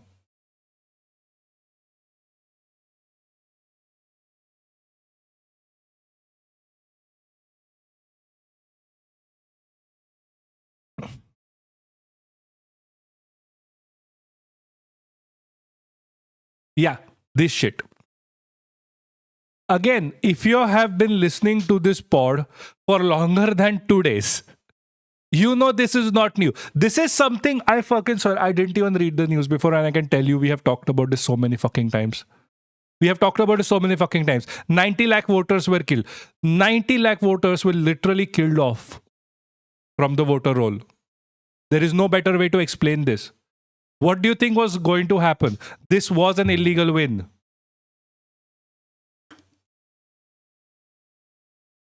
And the first thing they do after winning is concentration camps. Congratulations. Honestly, since 1970, Bengal, Bengal has been on a downward spiral. No, no, just no. I say he हमने democracy of democracy थोड़ी ना कहते हैं. Motherfucker. There are shit I cannot say. Okay, maybe I can. I don't know. I don't care anymore. Guys, they're literally bragging about concentration camps, and we are talking about CJP. Like, yeah. We are fucking it left, right, and center. And we're talking about like this shit. By the way, this is the propaganda that left needs to be doing. This is like mostly like this is technically correct, not actually correct. He has also given zero talks to the press. It's sarcasm, I presume. What is sarcasm? Like, if I don't notice sarcasm anymore. Reading Papaksh reading Hindi, so now I'm going to write in Hindi. Jesus, don't. I am supposed to be Hindi, by the way. 5% now are monitored. You can say anything about our Russian technology lag, but in certain areas, state security and population control of state is on par with US top tech, and there is no shortage of competent engineers or programmers among sentinels. Yeah. Also, where do you see me read Hindi?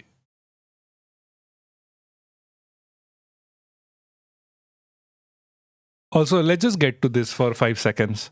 Jesus, I want to stop shouting. Has now Like, this is another bullshit. Like, we were also supposed to talk about sexism, everything. You're Marathi. Dude, I'm half and half. I am half and half. I am half Marathi, half Hindi. I come from a position where I speak Marathi with half my family and Hindi with the other half. काश हमारा यहाँ थोड़े America जैसा लोग होते तो मोदी को maybe shouldn't say it. Dude, people protest in America. One thing I will always find good about Americans are that at least the fuck they're protesting. Like, they know they are fucked. They know how corrupt their system is themselves. They are still protesting, which is a very good thing. Exploded into something. I wish they protested. Dude, I fucking know. Don't fucking get me banned. Like, do you want me to get banned here? Dude, I have to follow TOS. Much bigger. A national conversation. Okay, by the way, he said a joke. It is really insulting. We are just going to go through it for a second. About consent, entitlement, public behavior. And this actually gets into this whole conversation about fascism as well. Because misogyny is used as a way to promote fascism. Because if you can oppress the person in your own household, if you can do that, you can oppress anyone outside. Accountability and the dangerous. Go read the Irish Marxist review on misogyny. Normalization of casual That's what misogyny Hitler did as well. disguised as humor. At the center of the controversy is 23-year-old web developer from Gurgaon who reportedly lost his job after comments he made during comedian Pranak More's crowdwork segment. Minnesota protest made me proud of being an Ameribu. I am glad. No, seriously. That is something to be proud of. People may not like America. People maybe hate America. People hate American imperialism, rightly so.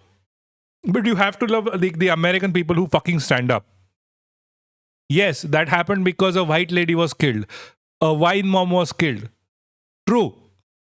This is like, you can dissect it into as much racist shit there is, because at the same time a black woman was killed in her house. A child was killed by the same people in Minnesota. Nobody rose up. You can dissect it, but they at least rose for their own, at least rose against fascism at some point. And it's not just happening now, it has been happening for a while, and they are not giving up. They are organizing. What are we organizing around? CJP. What is the clear message in CJP? Remove Pradhan, nothing else. There is no more discussion on this topic. And hopefully promote app. Diaspora here, and the protests are restricted in India. I don't know to what degree. A lot of degree. Like you have to ask for permission to go protest. That's not how protests work. Like, let's be fair, that's not how protests work. One thing good about CJP protests, the public is fed up with Godi media and the Andhavaks. Wait till you get to the pressure wave narrative about the CJP. Guess you have to go through all the filth when you love. Dude, come on. That's a parade, not a... That was a parade. Dude, CJP literally is acting like a pressure valve right now, where they're funneling all of the hate and all of the frustration through the CJP. And reducing it systematically. Hey, Papaksh, would you like to check out my new track I've worked on? Not right now. It's called Cool Beans and it's up on... No, not right now. I am sorry. I am told not to do this. I really don't want to hear that joke, man. Angers me up. I know it should. That's a good thing. See, dude, I'm sorry. I have been told by people, like peers, not to do that. Went viral across social media. But... And like, this is supposed to anger you, by the way. If this does not anger you, that is a problem. So I'm happy Exo is angry. Dude, I don't even know how to access SoundCloud. Let me be very honest with you. This story is no longer just about one man. It is about an audience that laughed. It is about a society. This should anger you. Again, I will repeat, this is a good thing that it angers you. Because if it doesn't anger you, dude, Sniper, post the link if you want. People will listen. At least people here. Oh, we'll get to it. If this doesn't anger you, it is like that is the actual real problem. The joke was about RP. Basically, he's saying that if I pay for like dinner of biryani of 370, I will make sure to get the, even no matter who wants it or doesn't. Like the joke is that he gets the right to a woman's autonomy because he pays for dinner.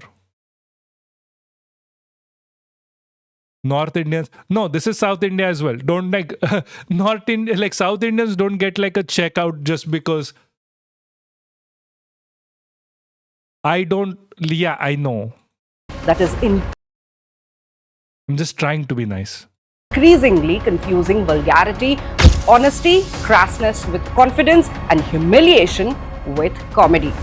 And it is about a generation growing up online believing that saying outrageous things publicly comes without consequences. The clip itself seemed ordinary at first. Another stand-up interview. Also, why would you ever post that clip? Like, come on. It is absolutely filthy. The guy who's the comedian here also did it to get Interaction, another viral reel, another moment manufactured for internet's attention. And then came the details of it. Can someone give names of the black mother and the child shot by ICE? Hold on, I'll find it for you. Not black mother. A black woman was shot and a child was taken into custody. They weren't related.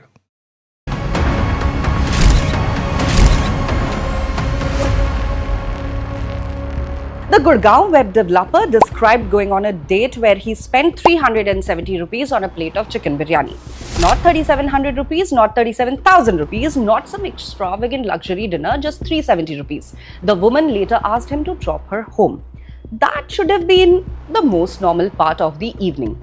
Instead, according to the clip, this man joked, "Paisa vasool karke chhodunga." The audience laughed, and that laughter is the most disturbing part of this entire story.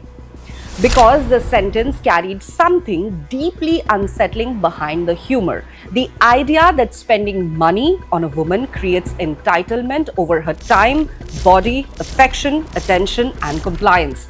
He reportedly described insisting on recovering what he had spent and spoke about taking her to a dark park despite what he characterized as her reluctance. And people laughed. Not nervously, not uncomfortably. They laughed because somewhere, consciously or subconsciously, the idea felt familiar. That is what should terrify us, because the biryani is not the story. The entitlement is the story. The idea that a meal is an investment and a woman owes returns is not comedy. It is transactional thinking wrapped in. We are not a dead nation. Don't get it wrong. We are not a dead nation. Literally a dark suburb. I will send the link to you, don't worry. Bliss, if you can find him a link, please do.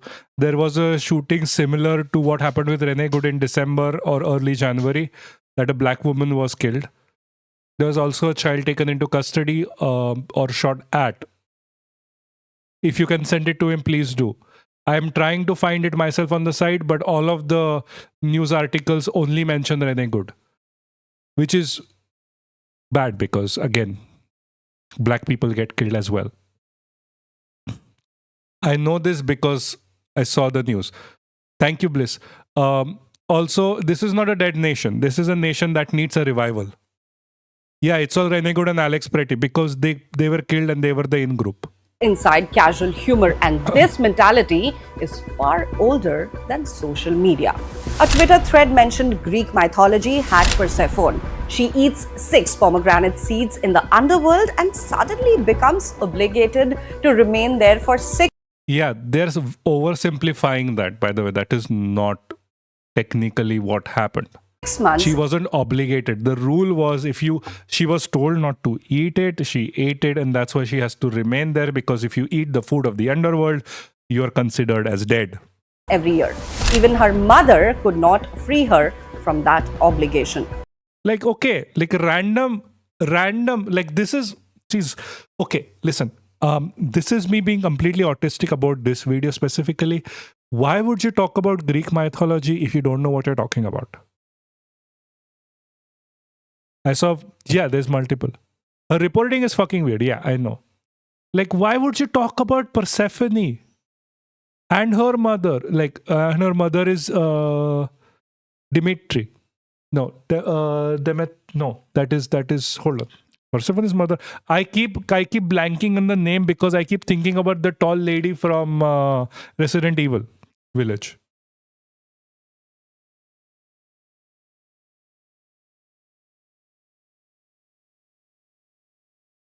Yeah, Demeter. Bro, what about Indian mythology? Clip that. For centuries, women have been told, directly or indirectly, that accepting something from a man. There are so many better examples of this in Greek mythology with Zeus, but come on, like Jesus, why do you pick that one story that has nothing? Okay, I am getting sidetracked. Carries a debt. I mean, it's only privilege that I protest or do something cause most of... Yeah, sure. Die cause debates cause of deaths. And yes, no, I understand. Fuck all mythologies. Yes, fuck all mythologies. Like, the issue with... Okay. The issue with Indian mythology versus Greek is, Greeks know it's a myth. Greeks don't think Zeus was real. Like, they know it's a lie. These are stories. Indians think their stories are real. That's the difference. You should play God of War, sure. I have downloaded God of War. I don't want to. Yeah, exactly. She mentioned random Greek myth. That's irrelevant to make her point. She also mentioned it wrong. It is not because of the reason why the reason she has to stay, because she can't physically travel to like the earth limb. Catholics think that too. Yes, but I'm not talking about like Greek Catholics. I'm talking about like a general Greek public. Catholics thinking their mythology is real is very like, yes, true, but they're religious fucks. That is different. I'm talking like Persephone had to stay in the underworld because she cannot physically travel to the ground because she ate that pomegranate, not because she was to be married to fucking Hades. A dinner, a drink, a gift, But a she's favor, making good points with respect to autonomy of women. I am just too fucking autistic, I guess, to want like mythological accuracy. a ride home. Hindu myths are religious. People believe them as history. Yes, they really do believe India had like atomic bomb back in like the some sea. Romans did believe in Greek mythology Somewhere was a temple before. Yes, they did. Not they don't anymore. along the line, society taught people that generosity buys access. That if a woman accepts something, she owes something somewhere along the way. Maybe affection, maybe emotional labor, maybe physical intimacy, maybe simply compliance. Patriarchy and And capitalism. the frightening part is how normalized this entire thinking has now become in this society. A lot of churches were pagan. Pagan is literally that's not anything that's not Christian is considered pagan. It is like Christianization. Like we'll talk about Christianization someday, where Christians literally took like pagan gods and made them into like avatars of God or like messiahs like Jesus. The same, like for example, Saint Nicholas was a pagan god, but he was made into a saint, so he couldn't be included into the Christianity and just purported as like part of Christianity. We will talk about that later. That is why many women insist No, pagan doesn't meant to believe in more gods. It literally is about like anything other than Christianity is paganism. Pagan just means not Christianity for like the matter of it. Winter solstice, Christmas, yes. Santa Claus, yes, Santa Claus is literally derived from Zeus. Baal, Belial from they were also gods, yes. Lucifer technically wasn't even a god. He was just the name of the other person writing, translating.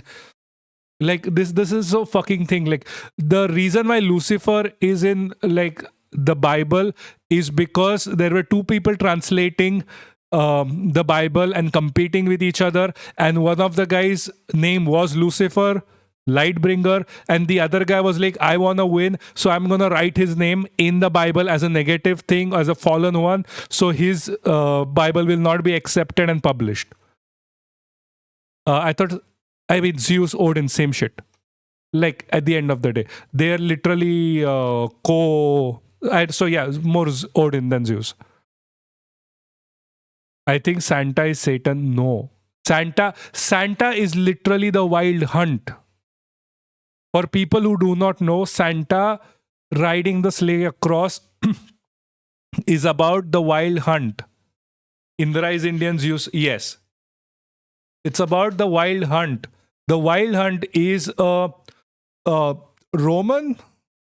Norwegian is a Norwegian myth that Odin rides along on the longest night, moves across the sky, killing and picking off bad people. Dude, Saint Nicholas is a real dude. No, yeah, I mean he was pagan once upon a time. No, like there is a lot of things, but it is literally about the wild hunt. Like moving across the sky, wearing red is about the wild fucking hunt. It is about Odin.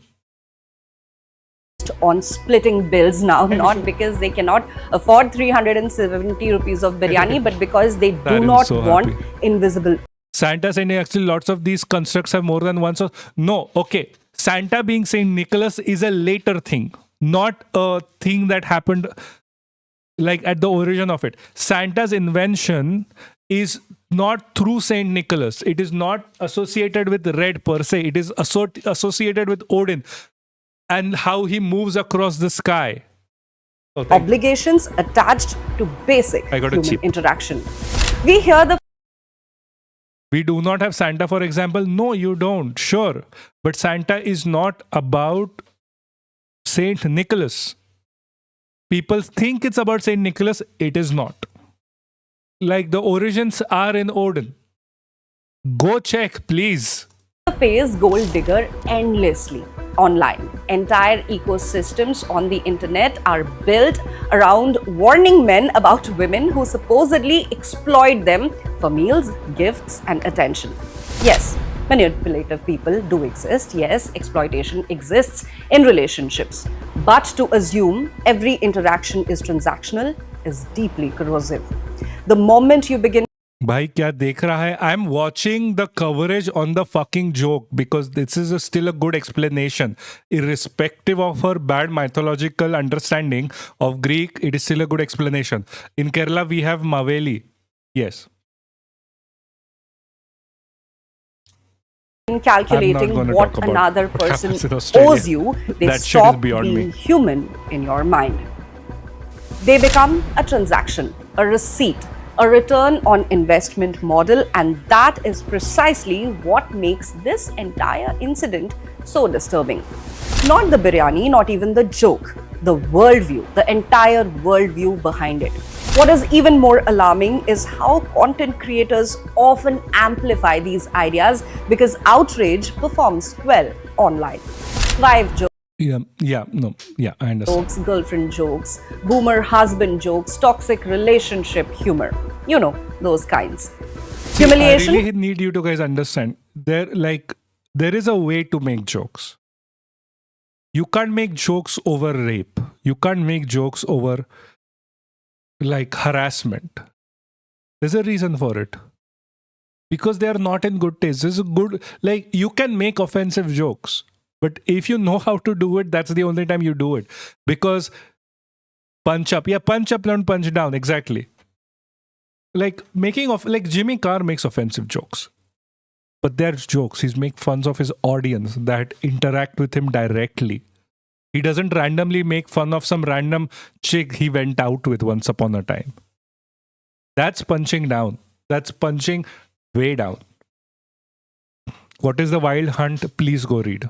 Packaged as relatability, misogyny repackaged as dark comedy. At what point do creators ask themselves where the line is? And most importantly, why does society keep rewarding it? Why do people think that they can say anything publicly without consequences anymore? The reason why that happens is because if you can oppress women, you can oppress a minority, you become the in group and you can out group an entire gender. This is what fascism does. When fascism happened, even in Germany, when fascism happened in America, no, thank you. Fascism itself promotes sexism for a reason. Because if you can oppress the people at home, you can oppress anyone outside. Why has shock value become a substitute for intelligence? Why has basic decency become boring? India in 2026 is already grappling with horrifying. And like, yes, I understand sati existed in India. Sati itself is a practice of indoctrination. It is the end goal of indoctrination where you literally kill yourself for your religious beliefs. What do you think happens like in RSS circles? What do you think they're taught? They're taught this. Is a bonding practice among men in patriarchy? Yes, it is a bonding practice among men in patriarchy. But you have to look at also the broader perspective on why it is used, why it is promoted. Why do you think the government promotes this? Why do you think a lot of these ministers, CMs, go up on stages and talk about women like they're object to be bought and sold? Why do you think the love jihad narrative exists? Why do you think that exists? I even read Ramayana, yet it's so far from my culture that I can comprehend some things I feel widely outlandish. Yes, I mean, Ramayana is whatever, to be honest with you. People take that so seriously. It's all caste. Guys, there's like, why do you think caste started? Have a thought deeper than it is just all caste. Go to the root of the issue. Why do you think in groups, out groups exist? Why do you think the class struggle exists? Why do you think the class struggle in the Indian society or like South Asian society resulted in the caste that we see today? Why do you think misogyny in the itself form exists? Why do you think this shit exists? I need you to think deeper than just, oh, it's all caste. Seriously. Like, be a little bit deeper. Have a deeper thought than just caste. Like, okay, it is not just. It is a form of control. It is a form to get you trapped in this fascist ideological right-wing narrative. We have the words now. People earlier didn't used to have the words for it. We at least have the words now. Think deeper. In a lot of times in India, we will like, this is like a literal issue. We'll just like, oh, it is just caste. And the discussion stops there. Everyone nods in understanding and there is nothing beyond it. How do you fight it? We don't know. How do you understand it? We don't know. What do? We make laws worse. Do you think misogynists look at laws? Do you think rapists look at laws before they rape someone? Do you think that a guy who's about to rape a woman is going to check the constitution on like floop, floop, floop, floop, floop, floop, floop? Do you like, let me just go quickly read the law. What does that say? No, he doesn't. You know what helps in this scenario? Actual social education, sexual education. How to treat people, how to treat women. That is never done because we are stuck on this superficial narrative that, hey, this exists, we have to battle this, because we end up with like, oh, why does this exist? Oh, this is a caste struggle. End of story. This is a misogyny. End of story. We don't think deeper. That is the problem. We really need to get out there into the nitty-gritty of things. We need to ask ourselves, why does this exist? Yes, rape culture is about domination. It's about men like with an extreme inferiority complex,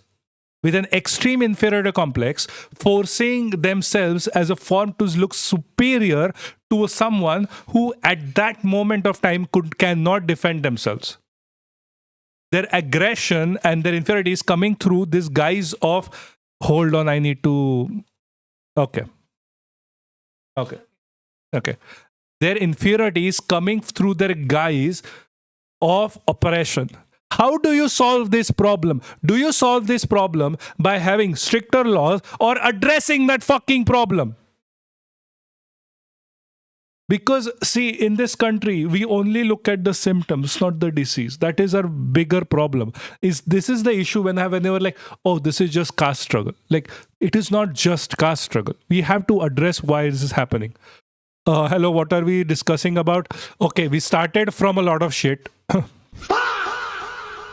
We started from biostatistics, statistics, education. Yakman was going like his classes, lectures.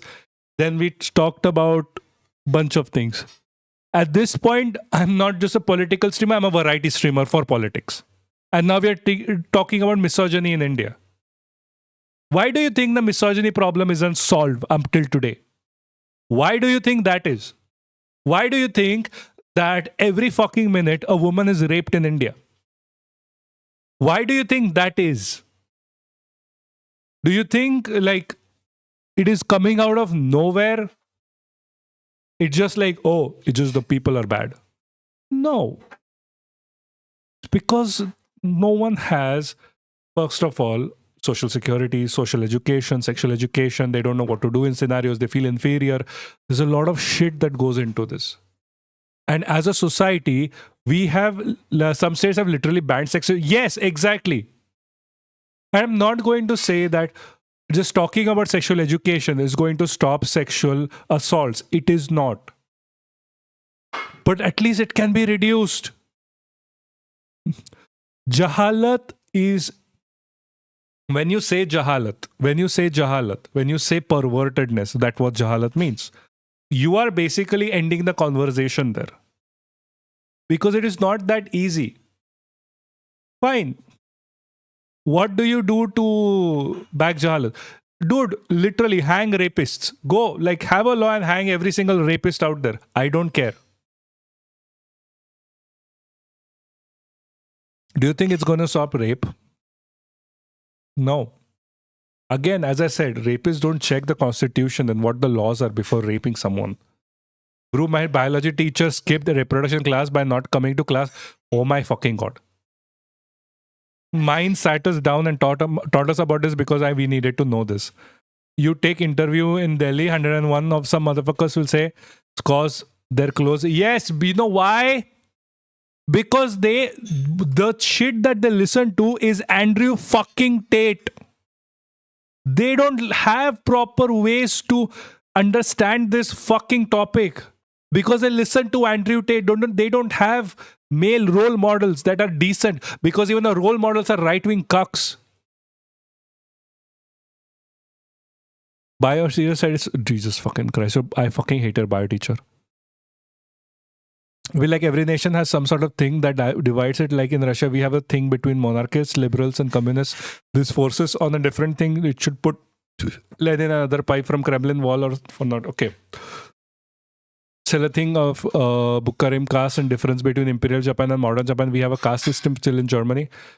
Germany difference from GDR and FDR. And so, yes, I know everything has everything divisive. India has a billion things. Every other country you can still divide, have like a known quantity of things that divide them. India has like a billion. PW ka course le lo fir. What is a PW? I have no idea what that course. Realities, dowry deaths, harassment cases, domestic violence. Guys, fuck this. I forgot to say, go subscribe. Please, thank you. It will help me get a new chair. I keep forgetting. I just had like a surge of back pain from sitting here and I was like, yeah, I should probably ask. I should probably ask. Cyber abuse, public humiliation culture, and the growing I don't speak Hindi. Yeah, and like Dexter, yeah, most people don't speak Hindi. collapse of empathy online.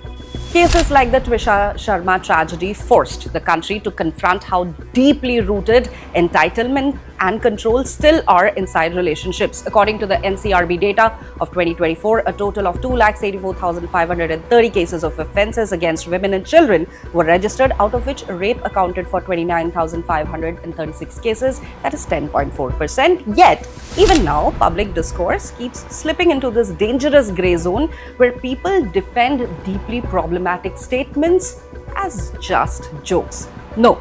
Not everything is subjective. Not everything deserves a both sides debate. Some things are simply unacceptable. Period. There are things you just cannot say. There are ways you cannot speak about another human being. Do you know in Himachal some remote tribes will practice polyandry?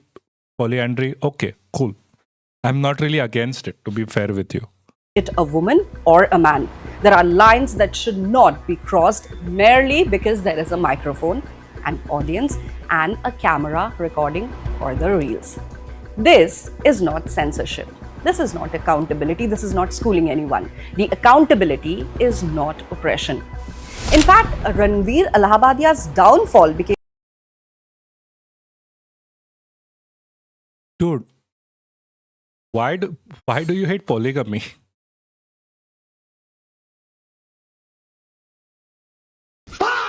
So why did I think... Thank you for the posture check.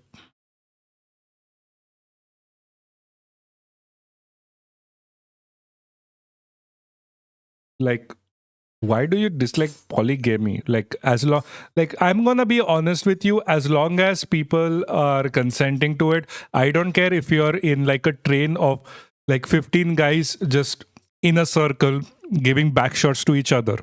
I don't care. As long as there is consent, like have a 15 guy, flower shit. I don't care. Oh, 200 followers. Nice.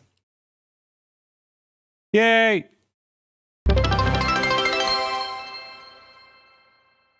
I has joking though. Okay. Dude, you can say you to that as long as like imagine me saying that during like 200 follower celebration. Like, I'm not even kidding with you. It doesn't matter. Only take I needed to hear, Ola, hi, how you doing? Like, I will be very clear. I don't, like, as long as consent is there, who gives a fuck what people do? Like, also, let me be clear. Children cannot consent. Animals cannot consent. When you say consenting people, it means adult humans. I know people are going to get there. I have multiple people talk to me about this. I am going to be very clear. There are barriers to who and who cannot consent.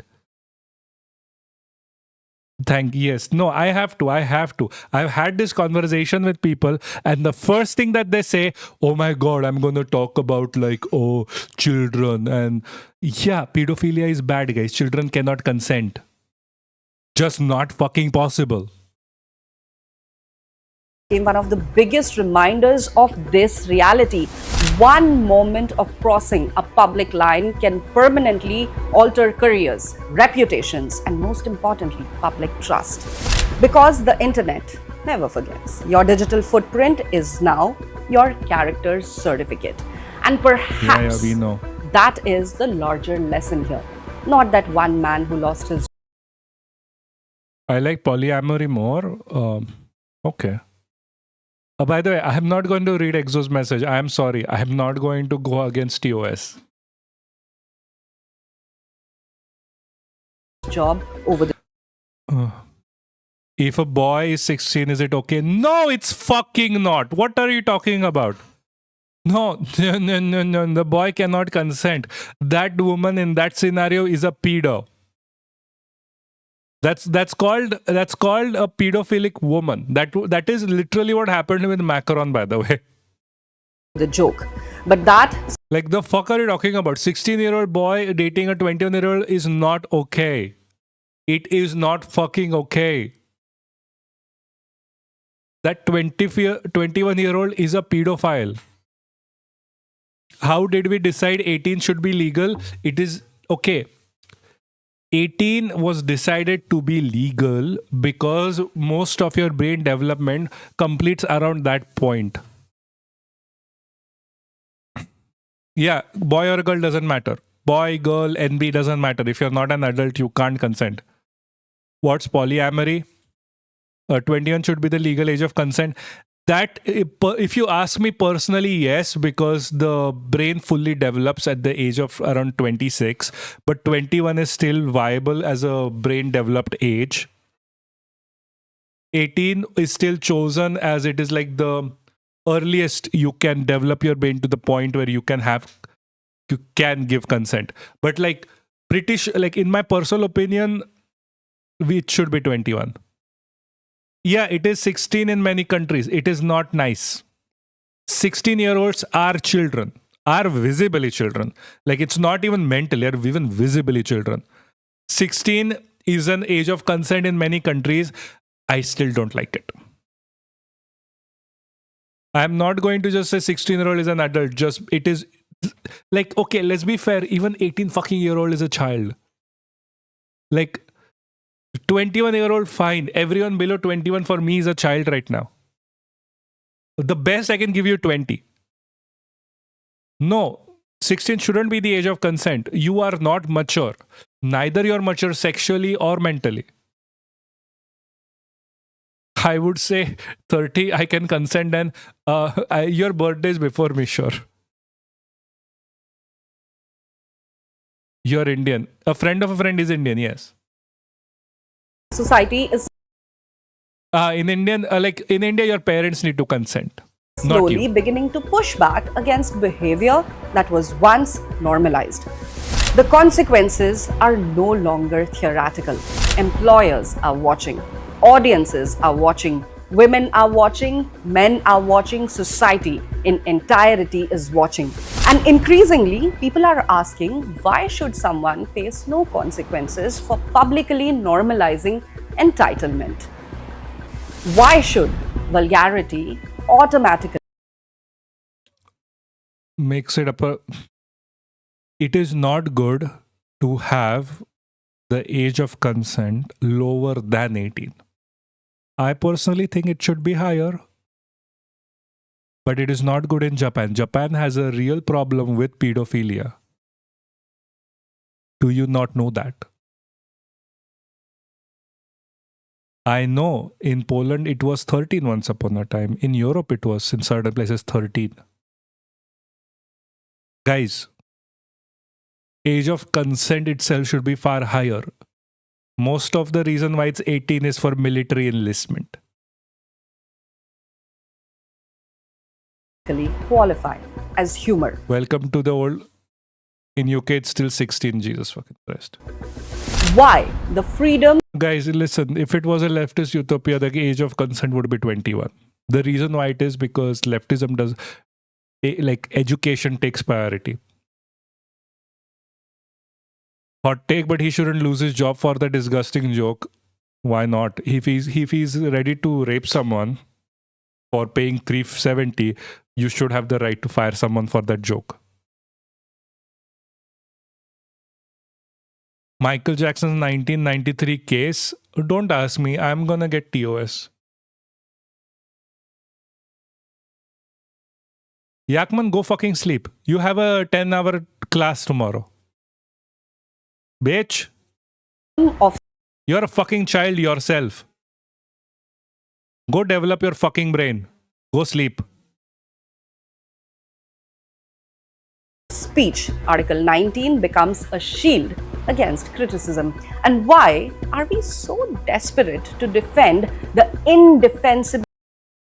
I will fire them and I don't even want to be a boss. Yeah. No, see, the thing is, he didn't say like a normal joke, okay? He's not having a joke like, I don't know. Who was this guy? Who was before Raina?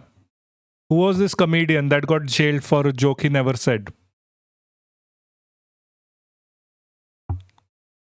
He said a very disgusting thing. Yes. Who was the guy who got Jesus, I fucking blank on his fucking name. No, fuck Tanmay Bhatt. Tanmay Bhatt is a Zionist jackass. The Muslim dude. Yes, the Muslim guy.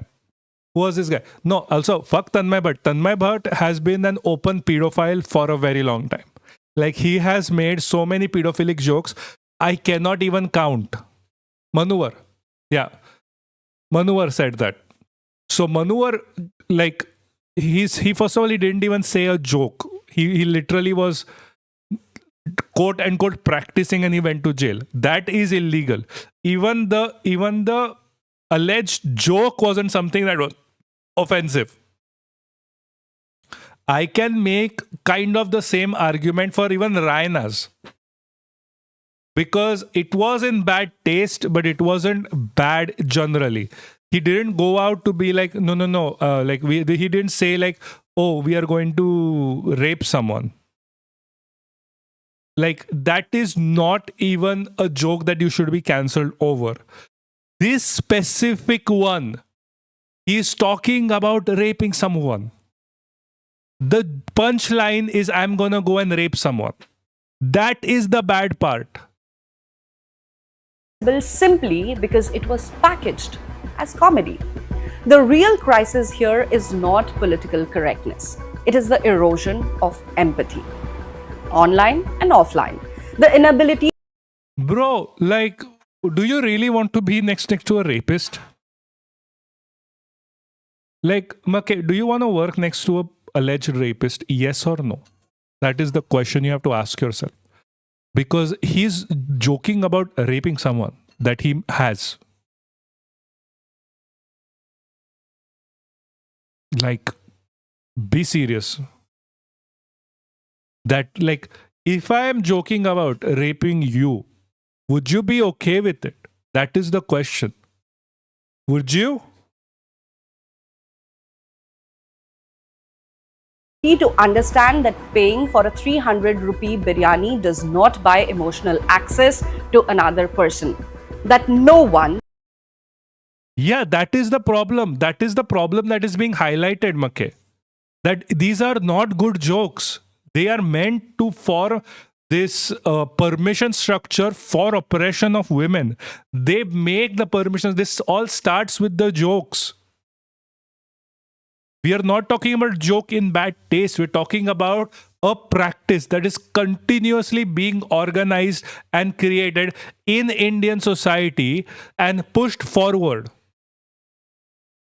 Because Indians are taught to be oppressive towards women.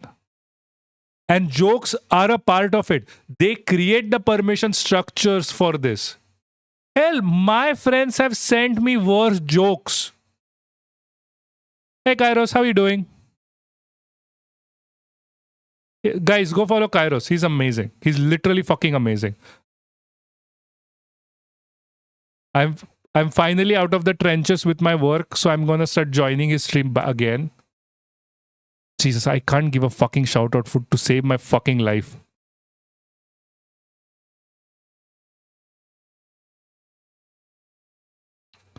How do I fucking give a shout out properly? Jesus, thank fucking God it happened after so long. Plague. Owes anyone Puranga Ara. affection. That consent cannot be negotiated through transactions. And that laughter is not always harmless. Sometimes laughter reveals exactly. I will tell you that this discourse itself, like indigenous Brazilian salutation, nice. Like, I can tell you this as much, even this discourse itself, that the points that they were making earlier in this video do not encapsulate the entire thing that needs to be done to fight against this problem. Because they don't talk about it in leftists, obviously. They don't talk about the impact this has on people, on how misogyny is used by fascism to promote oppression. If you can oppress in the household, you can oppress on the streets. It's how oppression is taught to people from the beginning, from the start. Again, I would highly recommend you reading about like the Irish Marxist review on feminism and how misogyny was used as a means to indoctrinate people into fascism in Germany. Like, this is the same thing you can see in India happening. This is the same thing you can see in every single place. Like, that's why it is promoted. Like, the government is never going to act against things like this for a reason. Guys, there have been many instances where, like, misogyny is literally like a canary in the coal mine. We like to talk like, okay, it's like a bunch of canaries, to be honest. It's like a canary, like an entire cage of canaries that are canaries in the coal mine in this scenario. We're talking about trans rights. Like, the first, men suck. Yes, men suck. And because of other men. Like, they rather need to be sucking less in public discourse and talking to women and sucking more each other, and they'll be perfectly fine. I'm being very serious. We need more gay sex. So men can just relieve that pressure out somewhere else that is not on women. Jesus, there's so many. Dude, RSS literally depends on Indian male sexual frustration. How long is it takes for Discord review for the server? Why? I don't even understand what you mean by how long does it usually take for Discord review for the... Like, did you apply for the Discord server? It takes 5 seconds if me or Bliss are online. Or Exo, can you just let him in and just check what he wrote? Earlier audience used to do this. Yeah, it releases a lot of... Like, men should be sucking off other men most of the time. It would release a lot of all of that sexual pressure that they have. Yeah, what happened with being a real man who can take a fully hard cock up their ass all at once? I know exactly. What the fuck happened to that? RSS believes in Purushottam militant Hindu masculinity whenever the fuck it means. It literally means that you are so horny as hell that you will release that frustration on beating up the masses instead of jerking yourself off. Normalize kissing the homies? Yes. Yes. Yes. I'm telling you, RSS literally depends. Like, the Indian fascist military group literally depends on the sexual frustration of its own people so that they can go out and kill other people. They depend on misogyny. That's how they train you. They train you to be oppressive at home so you can be oppressive outside. Do you think that what the RSS people do on the roads in India, where they beat up couples, they beat up women, they do shit like that, they are not doing that home? They learned it from home because the RSS people told them to do it at home first. The first thing that they tell you is to police your house. tuck the homies with a kiss. Yes, they are. Yes, they are rapists. Yes, I know, and they grape their own people as well. I know, which sucks. Less Cortes, more Socrates. Yes, more Socrates, please. Thank you. Like misogyny is a fascist ideology. Like seriously, leftists shouldn't be dealing with misogyny. I like dislike a leftist who will talk about like women as being inferior because like, do you even read, bruh? At that point, like that guy just sounds to me like a fucking idiot. That's like, dude, no. Like, Jesus. And the this, you know, and like, to be fair, we don't normally cover this kind of discussion because it's literal again. And I remind you, concentration camps in India happening right now, which people are not focusing on. India needs radical feminism or Marxist feminism. It needs basic feminism to begin with, guys. But yeah, India needs all of those things. Also, there is no such thing as a radical feminism. What the fuck you mean the radical feminism? It's just feminism. It is literally just feminism, and it's good. Because, listen, liberal feminists are castists. That's Savarna feminism, my friend. That's Savarna feminism. It is a different thing. Like this is Savarna feminism is people like Ruchika Sharma. It is people like Basu. These are Savarna feminists. These are equivalent to liberal feminists in America who will only talk about like white women, not any other kind of woman. No, that is not radical feminism. I think you have no idea what radical feminism is, Make. I would like you to go read what radical feminism is. I am joking. Okay, I am sorry. It's very hard to understand a joke, dude, on text. Like, come on. Like we have listen. One thing, if there is someone here who thinks feminism bad because feminism equal to misandry, it is just not true. Patriarchy fucks both ways. Patriarchy is the perfect bisexual ideology.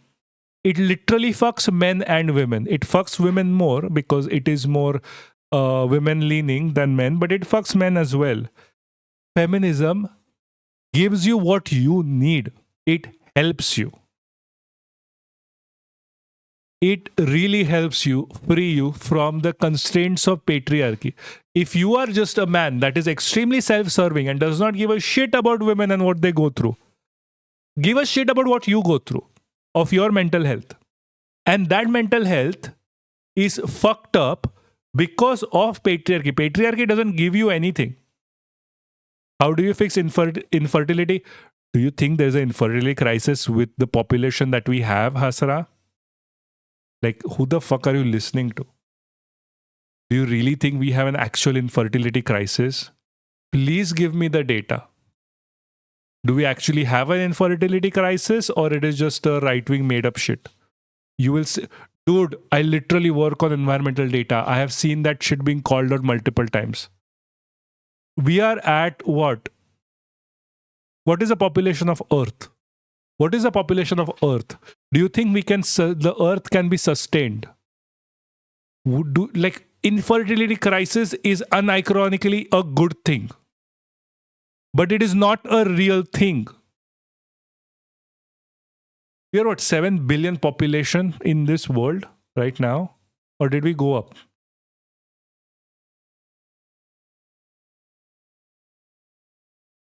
Right now we are at 8.3 billion. It went up.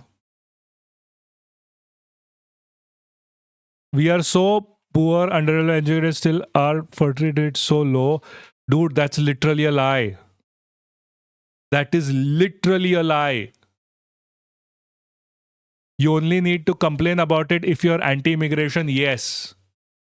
The country is built on hard work of millions of generations and rampant misogyny. Dude, that is literally a lie.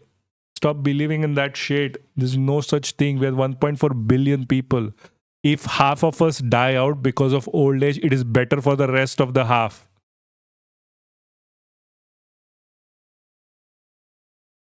Guys, it literally fucking doesn't matter. Guys, it is a fucking lie. I don't know how to say this to you. Low fertility rate is a literal right-wing lie. Like, there is nothing about it. Guys, it doesn't fucking matter. Stop crying over a non-existent topic, especially when it comes to misogyny. Misogyny and patriarchy are not fixing the problem, by the way.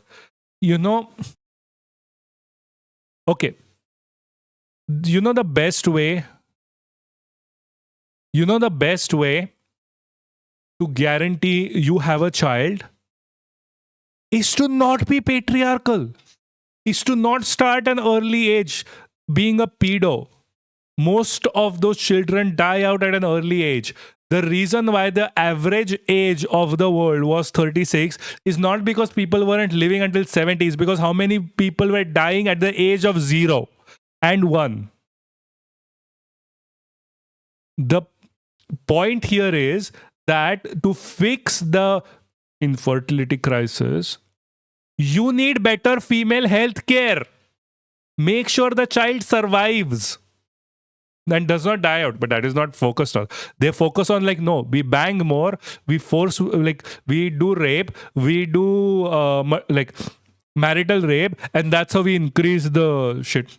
No, fuck you if you think that. Yeah, that is the best way to increase the population. Like, go fuck yourself.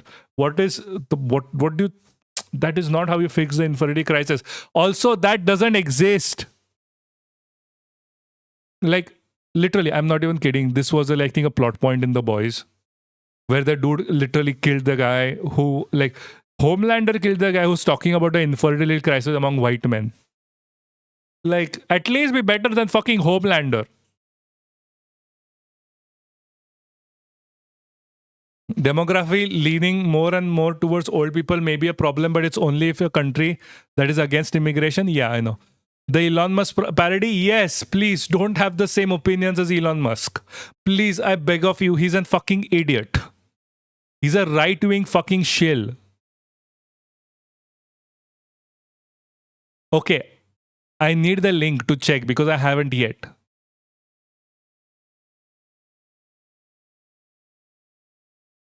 Guys, do you forget that I really can't Google sitting on my ass here?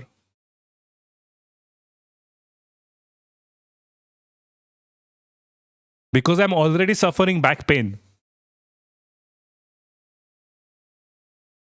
Yes, I saw Elon's ex on Hassan's stream. I saw his daughter as well on Hassan's stream. Again, doesn't matter. We are Indians. Thank you for posture check. See, in China, they improved their HDI, the fertility rate declined. In our country, we are underdeveloped, still fertility rate going low. Imagine how much it will drop in future. Bro, because that's not real. It's the Hindu khatre mein hai narrative. The fuck are you talking about?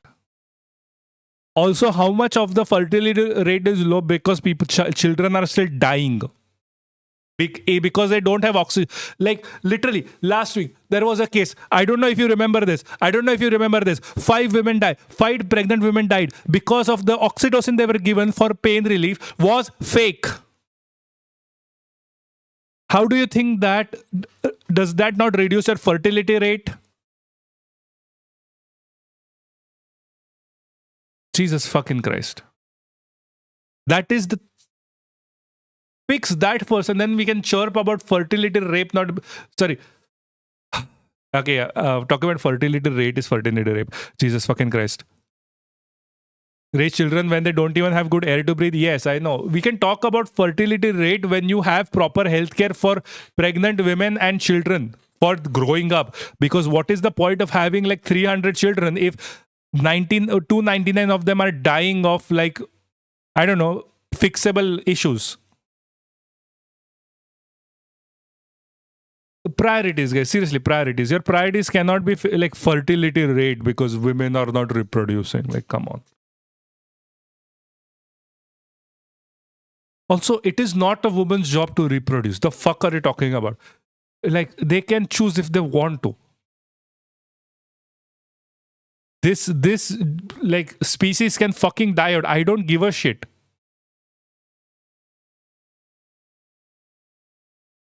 Like, the fuck are you talking about? Like, I don't understand. Like,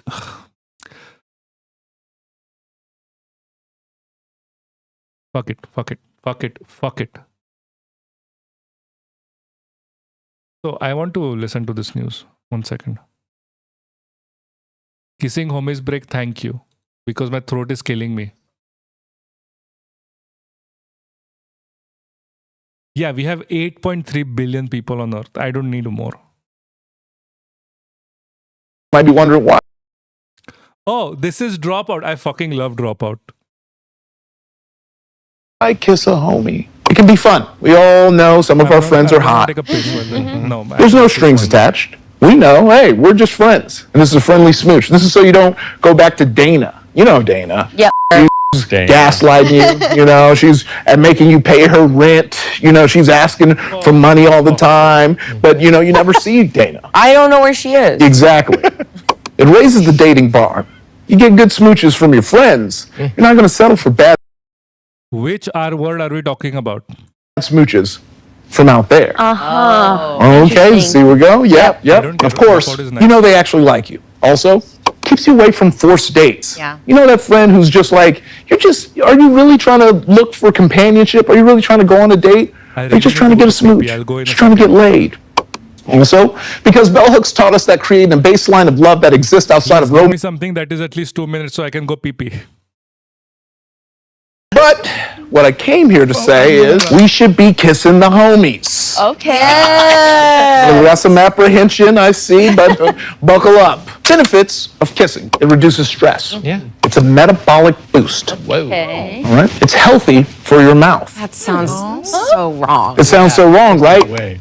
Saliva fights bacteria, viruses, and fungi, keeping teeth and gums healthy. That's the Victoria Department of Health. That's crazy that that's the only one you had a source immediately for. Yeah, because I knew, Rekha. I knew. Wasn't going to believe me. Probably don't believe that it raises immunity, huh? No. It exposes your mouth to germs in your partner's mouth, which builds your immunity. Same source, Victoria Department of Health. Side note, those kiss facts did come from a government public health website about how kissing spreads germs. But then gave us all the reasons we should be kissing each other. They're like, hold up. Y'all still should be kissing, though.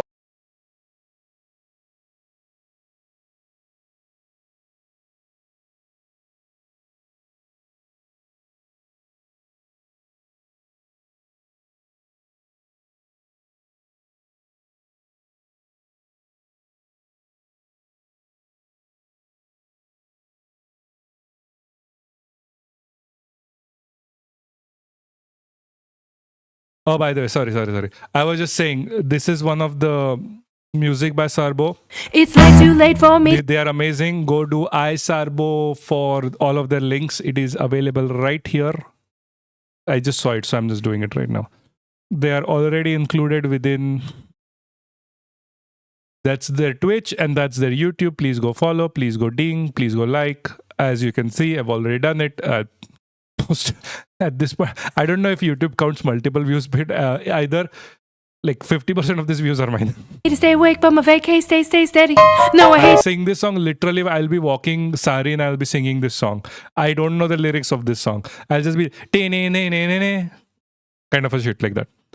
They sing very fast. to relate to a convoluted place. In this case, it's California. I ain't even know. I'm glitter and lila. And I'm told because I can't do these lyrics. I know it's in the description. You sing very fast. Oh yeah. Baron Bench. Yes, please let me. garish golden hop, no maltons up by those who love atrocious things, namely me. Cheapened by religious bigots, twins and triplets bought in quantity. A shining star of irresponsibility. Oh, what a lovely month. I know it's not your most fastest song. I have heard your fastest song. I think it's there, and I know you fainted to it, but I still can't sing it. I try. Can you make slower songs so I can sing them? Such a selfish song. Just being a bitch about it. Like it's all about me singing them now. I see debauchery. Oh, fucking jump and pass. Nice to own her eyes. You see, speaking momentarily.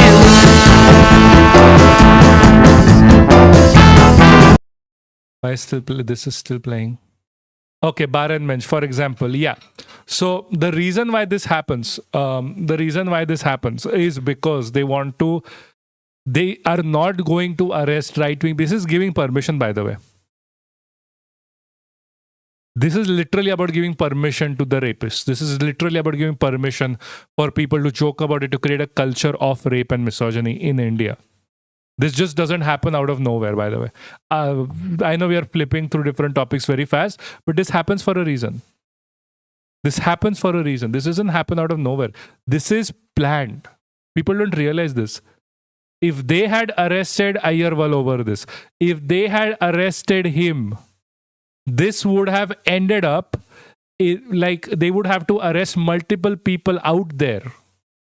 They just are not going to do it because it sets a bad precedent for all of the other rapists, all of the other right-wing buffoons who want to go do this shit.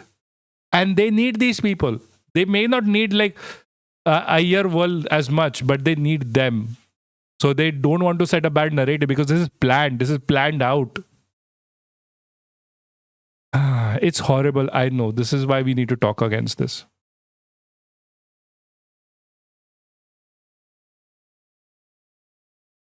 Anyway.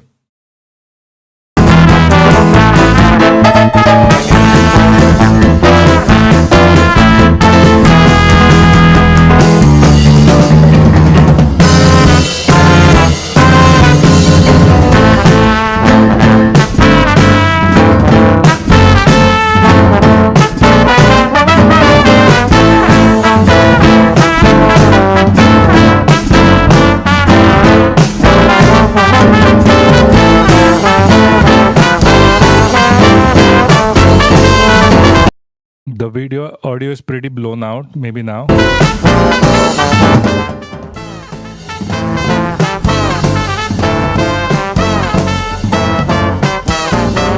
sell the biggest, bestest, most salacious, bloated in a corpse of tasteless scenes and families. Hitting every target, marketing department's got this lock and key, and everybody's trying to wine and key.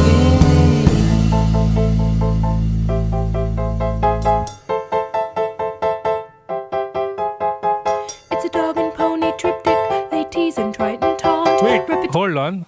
Since when do we have a stream clips thing on the Discord? Also, guys, post it somewhere else. Not okay. Just post it wherever you can. If you missed it, something's always on. So sit, come to. Dude, don't even begin to me talking about it. Yeah, it is a fuck show. Fuck all. You cannot relocate an animal. It's not going to survive. Most of the cheetahs have fucking died. What were they fucking thinking? It was literally a show for this fucking prime minister to take a picture with it. I fucking swear. Do not get me started on animal welfare in this fucking country because all of them are fucking idiots. They have no idea. Every single animal guy that was shouting against it, no one listened to them. And the people who are like, no, he's going to be fucking okay. We're paid by the fucking government. It was a fucking op for literally taking pictures for fucking Modi. That's what I think about the cheetah relocation project. They killed 18 cheetahs so that Prime Minister Modi can have a picture of it in fucking Gujarat. Comes the wisdom of sounds. Yes, what money makes has no mistakes and regulates our human nature. Dude, don't even begin. Don't even start. I'll start screaming again. It is not good for me.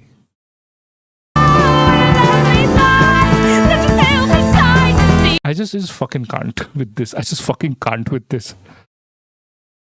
What do you think kangaroos... No. Okay, you mean like Mukesh Ambani and his son? Yes, that's a kangaroo kind of thing. His son is still in his fucking pouch, suckling on his dick. That's the kangaroo project in India.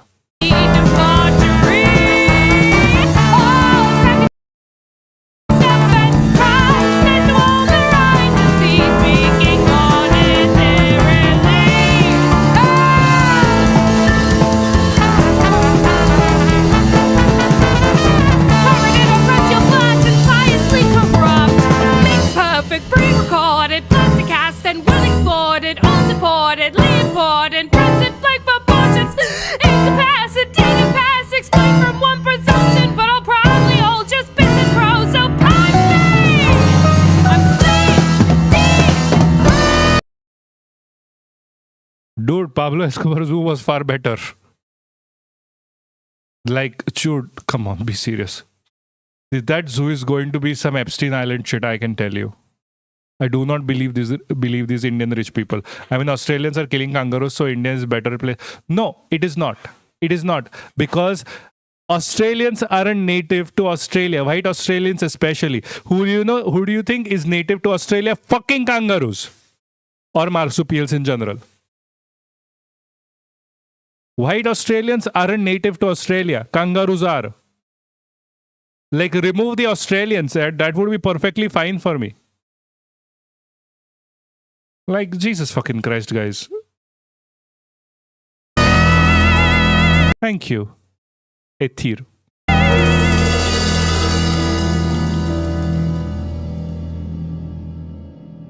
Cause it's late. Stop interrupting my time with Sarbo's music, guys. I wish I were as talented. I know everyone does.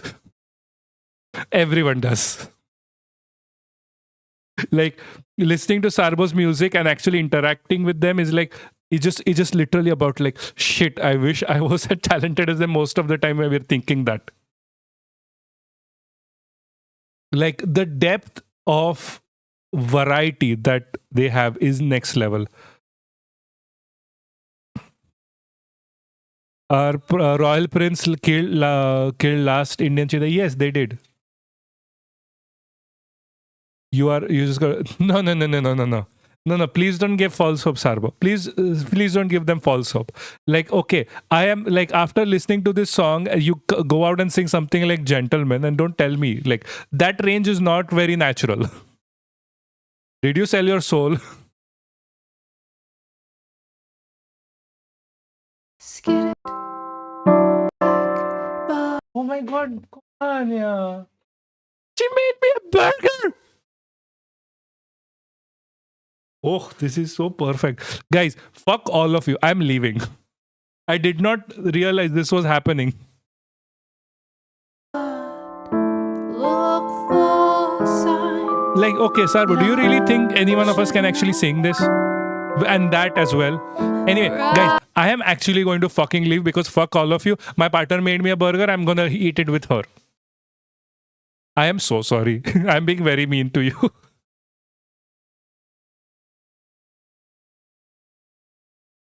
Can we rate someone quickly, please? I was enjoying. Okay, now I'm enjoying both of them. Adios. I'll see you tomorrow.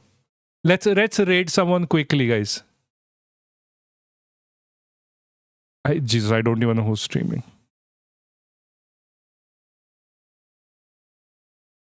Singing is not the only thing to be talented in. No, Sarvo, we know you're not just talented in that. You're talented in a lot more shit. It's just, we're talking about your singing. That is the only reason why I said singing. Okay, guys, just tell me who you like. I don't know who this person is, but we will go rate them. Can you chat without following? Yes, perfect. Perfect, cool. If they are cool. Guys, I still don't know most people here. I am so sorry. Guy, I'm already rating Damn Shul.